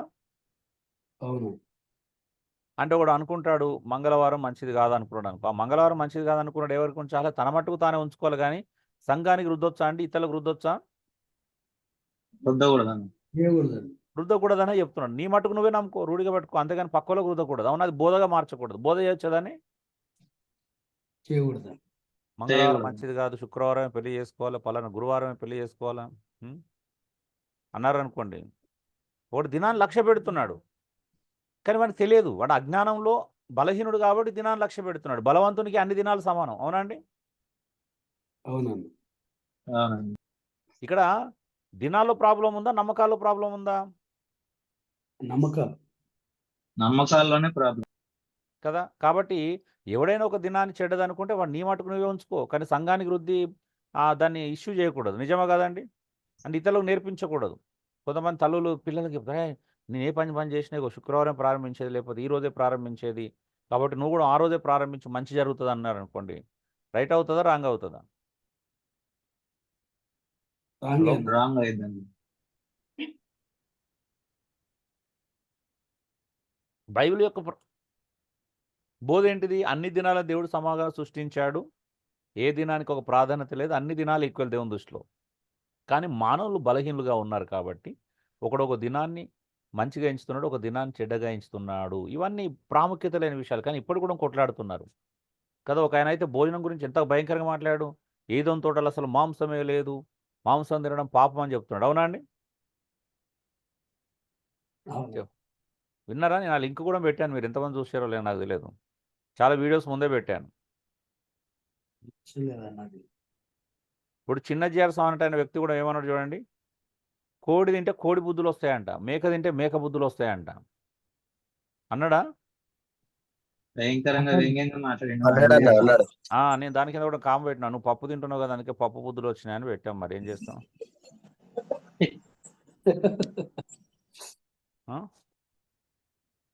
మరి పప్పులాగా మాట్లాడితే పప్పు బుద్ధులు వచ్చినట్టే కదా అప్పుడు. అవునండి. మేకను తినడానికి మేక బుద్ధులు వచ్చి ఉండకపోవచ్చు, కానీ కోడి తినడానికి ఎవరికి కోడి బుద్ధులు రాలేదు, కానీ పప్పు తినడానికి అయితే పప్పు బుద్ధులే వచ్చినట్టు అనిపించింది. అంటే ఇప్పుడు దాన్ని పెట్టుకొని మన క్రైస్తవులు కూడా అలాగే మాట్లాడుతున్నారు ఇప్పుడు కదా. నాన్ వెజ్ తినడం పాపం అంటే ఎక్కడుందండి? మరి ఇప్పుడు ఈయన తీసుకెళ్తాడా ఏదో తోడలు మనలందరినీ? అవునండి? తీసుకెళ్ళి మనకు కావాల్సినటువంటి శాకాహార భోజనం పెట్టిస్తాడా? మరి ఇప్పుడు ఏదో తోటలు అలా ఉంది కాబట్టి నడిచింది కదా. ఏదో తోటలు బయటకు వచ్చినాం కాబట్టి ఇలాగే బ్రతుకుతున్నాం కాబట్టి బ్రతుకుతున్నాం. ఇప్పుడు ఆయన దృష్టిలో ఏంది? దేవుడు తప్పే, యేసుప్రభు తప్పే కదా. నాన్ వెజ్ తినడా లేదా యేసుప్రభు? ఇప్పుడు ఈ కాలంలో నిజంగా చెప్పండి, నాన్ వెజ్ లేకుండా మానవుడు మనుగడ సాగించగలుగుతాడండి? ఒక్కసారి ఆలోచించండి. ఫుడ్ దొరుకుతుందా పోనీ అందరికీ? దొరకదన్న. ప్రాక్టికల్గా థింక్ చేయండి. సరే నాన్ వెజ్ మానేద్దామండి, అందరికి కావాల్సిందా వెజిటేరియన్ ప్రపంచంలో ఉన్నటువంటి మన జనాభాకు, ఈవెన్ మన ఇండియాలోనే సరిపోతుందా? వెజిటేరియన్ అందుతుందా అండి అందరికీ? అందదన్న. అందదన్న సరిపోదు. అందదన్న. మనిషి మనుగడే కష్టమవుతుందండి, చస్తారు. అవునా? సరే అవునండి. ఒక నెల 2 నెలలో గడిచిపోయింది అనుకో, 6 నెలలు అనుకుందాం, సంవత్సరం తర్వాత పరిస్థితి ఏంటి? ఇలా ప్రజలు ఎమోషనల్గా అదే భక్తి అనుకొని, అదే బోధ సరైన బోధం అనుకొని ఇలాగా. అందుకే ఇక్కడ ఏమన్నాడు? భోజనంతో దేవుని పాడి చేద్దని ఏమని చెప్పాడు? దేవుని రాజ్యం అంటే భోజనమును పానము కాదు కానీ నీతి సమాధానం పరిశుద్ధాత్మ యందలి ఆనందం. ఆనందం. భోజనమితం పనిపాటు చేద్దంటే మాంసం తింట కానీ ద్రాక్షరసం త్రాగటం కానీ నీ సహోదరునికి అడ్డం కలగజేయనని మరి ఏదైనా మానివేయటం మంచిది. అంటే బలహీనలతో పెట్టుకోవద్దు, బలహీనలకు ఆటంకం కలిగించొద్దు, బలహీనలతో ఇబ్బంది పరచొద్దు. దానికంటే నువ్వు ఆ మాంసం తినడం మానేస్తే మంచిది కదా అని జ్ఞానవంతులకు చెప్తున్నాడు అక్కడ, బలవంతులకు. అవునా? బలహీనలను కాపాడుకోమని చెప్తున్నాడు. అంతే కదండి? అవును. అన్న ఒకవేళ వారాన్ని నమ్మేటువంటి వాళ్ళ విషయంలో మనం అట్లా బలహీనలై మంగళవారం మంచిది అని ఆ నమ్ముతున్నారు. ఆ విషయంలో వాళ్ళని చెప్పలేదు. మనం ఎందుకంటే ఒత్తిడి వాడు చేద్దాం. తన మట్టుకు తాను పెట్టుకోమన్నాడు. మనం అందుకే ఏమనొద్దు కూడా. నువ్వు నమ్ముకుంటావో నమ్ముకో, కానీ దాన్ని మనం ఆటంకపరచాల్సిన అవసరం లేదు ఇక. అవునా? ఓకే. ఓకే. అదే అదే. నువ్వు ఆ రోజు మంచిది అనుకుంటే బ్రదర్ మంచిది, నువ్వు అట్లే పాటించు అని చెప్పాలి. అంతేగాని తప్పు బ్రదర్, నువ్వు అలా చేయకూడదు బ్రదర్ అని రుద్దకూడదు. అవునా? మన జ్ఞానాన్ని వాళ్ళకి రుద్దకూడదు. ఓకే. ఓకే. ఉం? అలా టైం పడుతుంది. ఒక అలా వాళ్ళంతటా అలా మెచ్యూరిటీలోకి వచ్చి పరిపక్వతలోకి వచ్చి బోధిస్తున్న కొద్దీ వాళ్ళు మారిరనుకో సంతోషం. అవునా? అవును అవునన్నా. అవును. అంతేగాని రుద్దకూడదు. ఇదే రైట్, నువ్వు ఇలాగే చేయాలని రుద్దకూడదు. దేవుడు అన్ని దినాలు ఓకే వాక్యం బోధించి తప్పు కాదు, అన్ని దినాలు సమానమే బ్రదర్ అని చెప్పు. నమ్మడం నమ్మకపోవడం ఆయన సంతోషం. అవునండి? అవునన్నా. అవును. అందుకే కదా తన మట్టుకు తాను రూఢిగా తెలుసుకోవాలన్నాడు. దినాన్ని లక్ష్య పెట్టువాడు తన మట్టుకు తాను లక్ష్య పెట్టుకోవాలి, అంతేగాని ఇతరుల గురించి కాదు. సో ఇక్కడ అదే చెప్తున్నాడు. దేవుని పని అంటే భోజనంతో దేవుని పని పాడు చేయొద్దంటే దేవుని పని, దేవుని రాజ్యం ప్రధానమైనది. దేవుని రాజ్యంలో నీతి సమాధానం వెతకాలి, పక్కల సహోదరులతో సమాధానం వెతకాలి. అంతేగాని నీ జ్ఞానవంతుడు నాకు నచ్చినట్టు చేస్తా, నువ్వు నాశనం అయితే నాశనం అయిపోకూడదు అని చెప్పకూడదు. అవునా? అలా చేయొచ్చా? చేయకూడదన్న. అంటే అప్పుడు దేవుని పని చేయకూడదు. పాడైనట్టే కదా. నీ యొక్క భోజనం కోసం దేవుని పనిని పాడు చేసినట్టే కదా. నేను తాగుతానండి ద్రాక్షరసం, నా ఇష్టం, పక్కోడు బలహీన పడిపోతే నాకేంది, వాడు బలహీనుడైతే నా ఇష్టానుసారంగా చేస్తా అంటే కుదరదు. అవునా? ఇతరుల కోసం కొన్ని మానివేయాల్సి వస్తుంది. తప్పని కాదు, బలహీనుల కోసం మానివేయాలి. అవునండి? మరి అవును తప్పని చెప్తున్నాడా మాంసం తినడం? కాదన్నా. లేదు కాదు. మాంసం తినడం ద్రాక్షరసం పాపం అని చెప్పట్లేదు. బలహీనులకు అడ్డంగా ఉంటే మానివేస్తే మంచిది అంటున్నాడు. అవునా? మంచిది అన్నాడు. మానివేస్తే మంచిది, అవసరతను బట్టి, పరిస్థితులను బట్టి. అయితే కింది వచనాలు వచ్చినప్పుడు ఏమన్నాడంటే విశ్వాసం కానిది అది పాపం. ఎందుకంటే అందరికి విశ్వాసం ఉండదంట కదా. అందరికి విశ్వాసం ఉండదు. నాన్ వెజ్ తిన్నప్పుడు మంచిదే ఏం కాదనే విశ్వాసం అందరి లోపల లేదు కాబట్టి అది విశ్వాసం కానిది అది పాపం, అది అవిశ్వాసం తినడానికి అది పాపం. అవునా? ఎవరు ఇప్పుడు మన బలవంతుని చూసి బలహీనుడు ఎలా తింటాడంటే విశ్వాసంతో తింటాడా అవిశ్వాసంతో తింటాడా? హలో? తింటాడు కానీ లోపల గిల్టీ ఫీలింగ్ ఉంటుందన్న. అదే లోపల తిన్నానే. ఏంటిది? ఓకే విగ్రహాలకు పెట్టింది తింటున్నాను, లేకపోతే మరొకటి తింటున్నాను అనే ఫీలింగ్తో తింటాడు. కాబట్టి అతనికి అవిశ్వాసం అది. అవునా? అది అవును పాపం అవుతుంది. విశ్వాసం కానిది అది పాపం. 1 కొరింథీ 8వ అధ్యాయంలో పౌలు అది చెప్తాడు. అవునా? మన బలహీనమైన మనస్సాక్షితో తింటున్నాడు కాబట్టి అది పాపం అవుతుంది. అవునా అండి? అవునన్న. అక్కడ మనస్సాక్షి అనే అవును. పదాన్ని వాడతాడు. నీ మనస్సాక్షి కోసం కాదు, ఎదుటి యొక్క మనస్సాక్షి కోసం, బలహీనుని యొక్క మనస్సాక్షి కోసమే మాట చెప్తున్నాను. అంటే బలహీనమైన మనస్సాక్షి కలిగిన వాడు తప్పుడు మనస్సాక్షితోనే తింటున్నాడు కాబట్టి అది వానికి పాపం అవుతుంది. నిజమా కదండి? అవునన్న. అవునండి. అవును. విశ్వాసంతో తినడానికి పాపం కాదు, అవిశ్వాసంతో తినడానికి పాపం. ఎందుకంటే అవిశ్వాసకి బలహీనమైన మనస్సాక్షి ఉంటుంది. విశ్వాస బలమైన విశ్వాసం తినడానికి అంటే బలవంతుడు అంటే అర్థం ఏంటిది? ఓకే నేను తిన్న తప్పు కాదు అనేది తెలుసు ఆయనకి. అవునా? అవునండి. అతను ఎలా తింటాడు? తప్పు అనుకుంటేనే తింటాడు. అవునా? ఓకే తప్పు తినొచ్చు అంటే తప్పు చేయొచ్చు అనుకుంటేనే తింటాడు. అవునా? ఇది వరకు అది విగ్రహాలకు అర్పించిందనే భావంతో తింటాడు. అంటే విగ్రహాలకు ఒక ప్రాధాన్యత ఇచ్చుకుంటూ తింటాడు. అవునా? అవునన్న. అవునండి. అవును. కానీ బలవంతునికి ఆ ఫీలింగ్ ఉండదు. అది ఒక పదార్థం లాగా చూస్తాడు. బలహీనుడు ఎలా చూస్తాడు దాన్ని? ప్రత్యేకమైన పదార్థం లాగా చూస్తాడు. తేడా ఉందా అండి? చూసే విషయంలో లేదన్న. ఉంది తేడా. తేడా ఉందన్న. తేడా ఉంది. బలవంతుడు ఎలా చూస్తాడు? పదార్థం లాగా చూస్తాడు. బలహీనుడు ఎలా చూస్తాడండి దాన్ని? అదొక ఆ, బలి అర్పణ పదార్థం అదొక లాగా చూస్తాం. ప్రత్యేకమైన పదార్థం లాగా చూస్తాడు. అవునండి? అవునండి అవునండి. అది తేడా. అందుకే కొరంథీలో కూడా పౌలు మాట్లాడేది ఎందుకంటే అది లొల్లంతా ఎందుకు, కటికవాని అంగట్లో ఏది దొరికితే అది తెచ్చుకొని తినమన్నాడు. అవునా? వాస్తవానికి కటికవాని అంగట్లో అమ్మేది ఏంటిది మరి? మాంసమే. అదే ఏ మాంసం అది? అది బలి ఇచ్చింది కావచ్చు, అది బలి ఉంది బలిచ్చింది. కావచ్చు. అవునా? కొరంథీ సంఘంలో అవునండి. విగ్రహాల పట్ల అది కూడా బలిచ్చింది. అవునా? అవునన్న. అదే చెప్తున్నాడు. బలిచ్చిన మాంసం అక్కడ అమ్ముతారు. అంటే అక్కడ మీరు ఇంత ఫీలింగ్ ఉంటే అది ఇవన్నీ లొల్లెందుకు, కటికవాని అంగట్లో ఏది దొరికితే అది తెచ్చుకొని తినమన్నాడు. అవునా? మరి అక్కడికి వచ్చేది ఏంటిది? కటికవాని అంగట్లోదే. అది సరే ఆ కటికవాని అంగట్లోకి ఎక్కడి నుంచి వస్తుంది? అర్థమవుతుందా అండి? అర్థమైందండి. ఇప్పుడు తిరుపతిలోకి వెళ్ళామండి, కొబ్బరికాయలు కొడుతురు. ఆ కొబ్బరికాయలు ఎక్కడికి పోతాయండి ఫైనల్గా మళ్ళీ? కిరాణా షాపులోకి వెళ్ళిపోతాయన్న. ఆ? కొబ్బరి చిప్పలు తయారు చేసే వాళ్ళ దగ్గరికి పోతే వాడి ద్వారా అన్ని తయారు చేస్తారన్న మళ్ళీ. ఆ, అవి ఎక్కడికి పోతాయి? హోటల్లో కూడా తెచ్చుకుంటారు. తెలుసా మీకు? పెద్ద పెద్ద హోటల్స్ ఉంటాయి కదా టిఫిన్ చట్నీల కోసం. అవునవును హోటల్స్. ఆ పచ్చి కొబ్బరి అంతా ఎక్కడికి వస్తుంది? హోటల్లో కూడా వస్తుంది. అవునా? అవునండి. ఇప్పుడు ఎక్కడ హోటల్లో మనం ఒకవేళ తిరుపతి లాంటి ప్రాంతంలో తినే హోటల్లో తినే చట్నీ ఎక్కడ తినే మరి కొబ్బరి చట్నీ? అక్కడి నుంచే వస్తుంది. ఆ నుంచి వచ్చింది. మరి ఇప్పుడు తినడం తప్ప పాపం రైటే చెప్పండి ఇప్పుడు. పాపం ఏం కాదండి. అందుకే పౌలు అదే చెప్తున్నాడు. అదే ఇప్పుడు మనకేందంటే మనసులో బలహీనంగా ఆలోచిస్తారు చాలామంది. సో ఇక్కడ ఉద్దేశ్యం ఏంటంటే ఇక్కడ ప్రేమ, ఐక్యత ముఖ్యం. చిన్న చిన్న విషయాలకు విభేదాలు పెట్టుకోవద్దు అని అర్థం. అవునా అండి? పెట్టుకోవచ్చా? చిన్న చిన్న విషయాలకు విభేదాలు పెట్టుకోవద్దు. అందుకే ప్రాముఖ్యత లేని విషయాల గురించి లేఖనాలు వాడకూడదు. అక్కడ అలా ఉంది కదా! నిన్న సాయంత్రం క్లాస్ మొత్తం దీని మీద డిస్కషన్ నడిచినట్టుంది. అక్కడ అలా ఉంది కదా! ఇక్కడ ఇలా ఉంది కదా! చెయ్యొచ్చా? చేయకూడదా అని.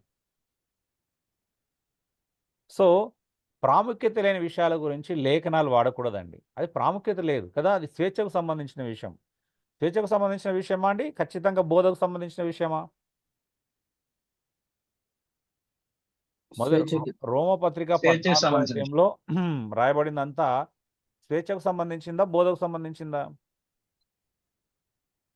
స్వేచ్ఛకు స్వేచ్ఛకు సంబంధించి సంబంధించింది అన్న. స్వేచ్ఛ అండి. స్వేచ్ఛకు సంబంధించింది. ఎవరిష్టం వారన్నాడా? లేదు ఇలాగే ఉండాలని చెప్పాడా? ఎవరిష్టం వాళ్ళు. ఎవరిష్టం వారన్న. అంతే కదా! అవును. కాబట్టి ఇలాంటి విషయాలలో ఏమన్నాడు? వాగ్వివాదాలు పెట్టుకోవద్దన్నాడు. అవునా? ఇప్పుడు 14వ అధ్యాయం అంతా అయిపోయింది. అందుకే 15 ఏళ్ళు ఏమంటాడు మళ్ళీ ఒకసారి చూడండి. పరస్పర క్షేమాభివృద్ధి కలుగు వాటిని ఆసక్తితో అనుసరించడం అంటాడు. కన్క్లూజన్ చేస్తున్నాడు మళ్ళీ అక్కడ. అవునా? అర్థమవుతుందండి? ఓకే. అవునా. ఇరువురికి క్షేమాభివృద్ధి కలిగించే వాటి మీదనే దృష్టి పెట్టాలంట. అవునా? అనవసరంగా ఈ చిన్న చిన్న విషయాల మీద దృష్టి పెట్టకూడదు. నిజమా? అవునన్న, అవును. దేన్ని అనుసరించాలి మనము? ఇటు నాకు మేలు కలగాలి, నా సహోదరునికి మేలు కలగాలి. నాకు మేలు కలగాలి, బలహీనమైన సహోదరులకు మేలు కలగాలి. అలాంటి వాడి మీద ఫోకస్ చేయమని చెప్తున్నాడు. అవునా? అవునా. ఇప్పుడు ఇంత వివరణ తెలియకుండా ఒకవేళ మీరు రోమా 15:7 చదివి నాకు అర్థమవుతుంది చెప్పండి. చదవండి ఒకసారి రోమా 15:7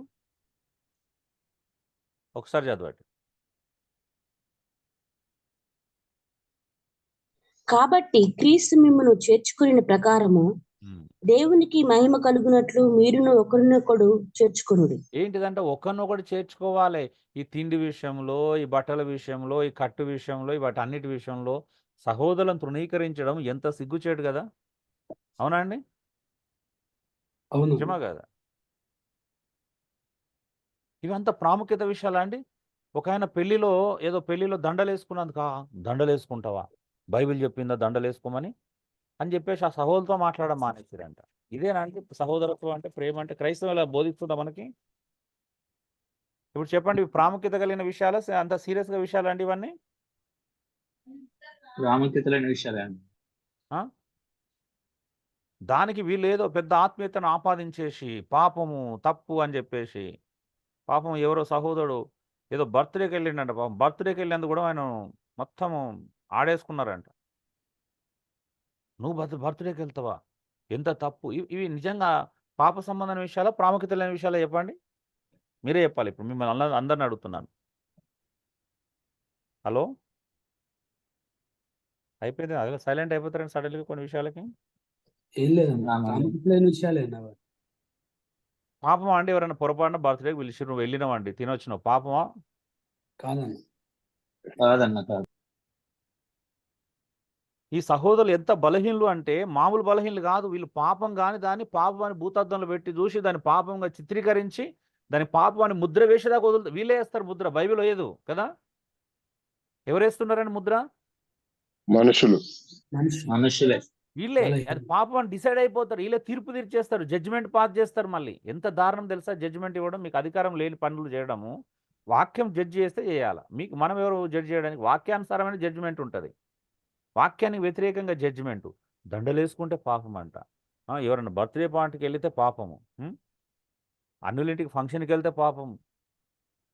మరి వీళ్ళు అసలు పాపమే చేయరు. వీళ్ళు మరి ఈ తీర్పు తీర్చోళ్ళని చూస్తే నేను చెప్తున్నాను, ధైర్యంగా చెప్తున్నాను, వాళ్ళు ఎంత భయంకరమైన బలహీనలు అంటే వాళ్ళు చేసేటనే పాపాలే వాస్తవం చెప్పాలంటే. కానీ వాళ్ళు ఇతరులను మాత్రం ఆడుకుంటారు.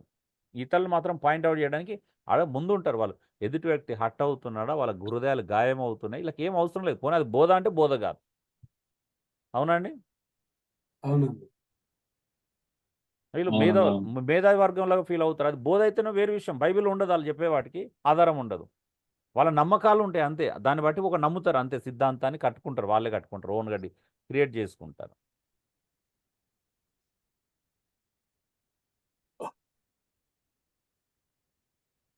దానికి మళ్ళీ వేరే లాజిక్స్ వీళ్ళకి.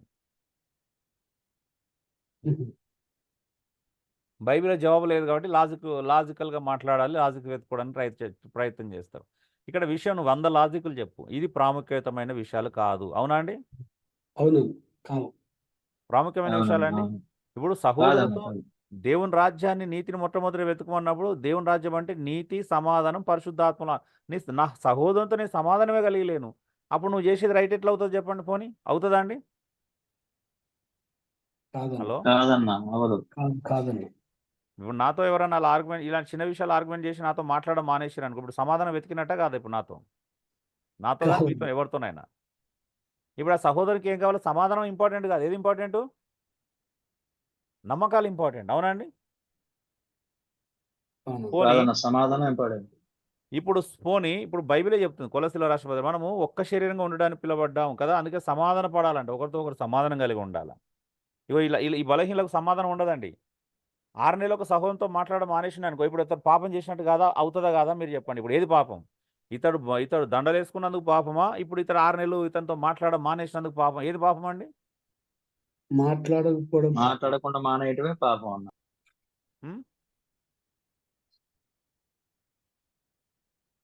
అర్థమవుతుంది? మాట్లాడండి.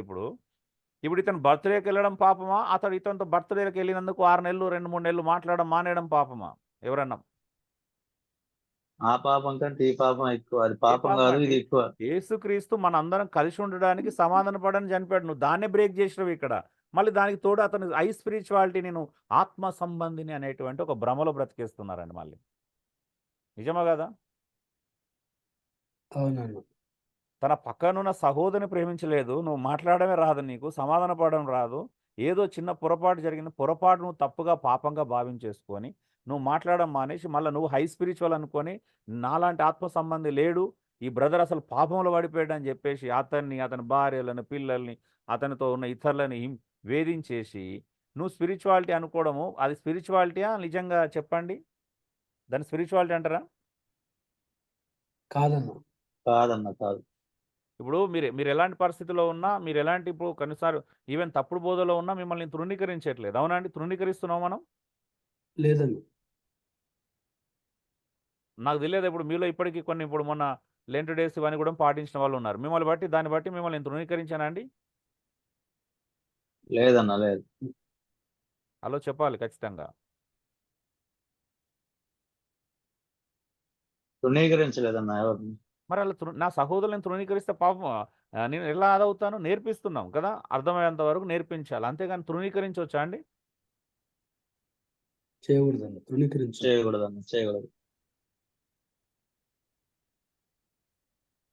సో డియర్ బ్రదర్స్, ఇలా ప్రాముఖ్యత లేని విషయాలను పాయింట్అవుట్ చేసి నువ్వు మాంసం తిన్నావు, నువ్వు అక్కడికి వెళ్ళావు, ఇక్కడికి వెళ్ళావు, నువ్వు అన్నులింటి ఎట్లా కూర్చున్నావు, దండలు వేసుకుంటావా నువ్వు పెళ్ళిలో, దండలు ఎవరికి సంబంధించినవి తెలుసా అని దానికి ఒక పెద్ద కథ చెప్పేసి, ఆ పువ్వులు ఎవరియో తెలుసా, ఎక్కడి నుండి వచ్చి ఇదంతా ఇవో నాన్ సెన్స్ అంటారు దీన్ని.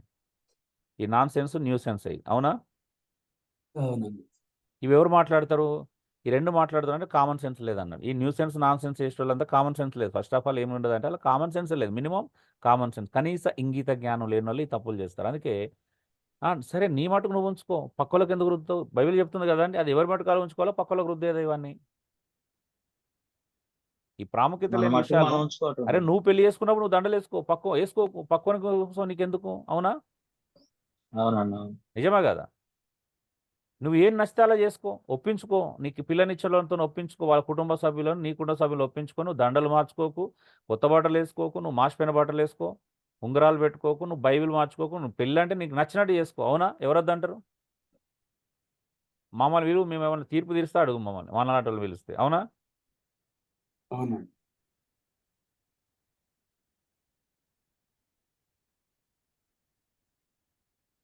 సో ఇలాగండి, వాళ్ళకు నీకు మనసుకు నచ్చింది కాదు బోధ అంటే, వాక్యానికి నచ్చిందే బోధ, వాక్యంలో ఉన్నది బోధ, మనసుకు నచ్చింది బోధ కాదు. So dear brothers and sisters, very కేర్ఫుల్గా ఉండండి. ఇలా ప్రాముఖ్యత లేని విషయాల గురించి సహోదరులతో విభేదించడం, సహోదరులతో మాట్లాడడం మానేయడం, సహోదరులతో లోపల ఒకటి పెట్టుకొని ముభావంగా ఉండడం ఎంత భయంకరమైన పాపం అండి. సహోదరులతో బైబిల్ యోహాన్ పత్రిక అంతా ఏమని చెప్తుంది? తన సహోదరుని ద్వేషించేవాడు నరహంతో నిత్య జీవం ఉండదు.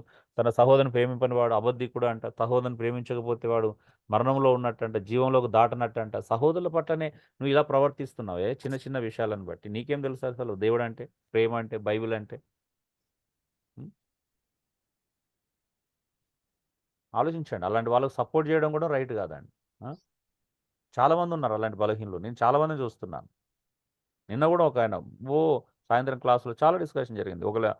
నిన్న ఎవరైనా సాయంత్రం క్లాసులో ఉన్నోళ్ళు అయితే వాళ్ళకి తెలుసు చిన్న చిన్న విషయాల గురించి ఎంత పెద్ద చర్చ జరిగిందో.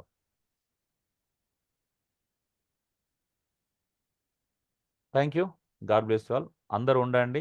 ప్రార్థన అయిపోయిన తర్వాత మీకు వీడియో క్లిప్ చూపిస్తానని కదా, క్లిప్ చూద్దాం. ఆ తర్వాత దీని మీద ఇంకెవరైనా చర్చించాలనుకుంటే చర్చించవచ్చు.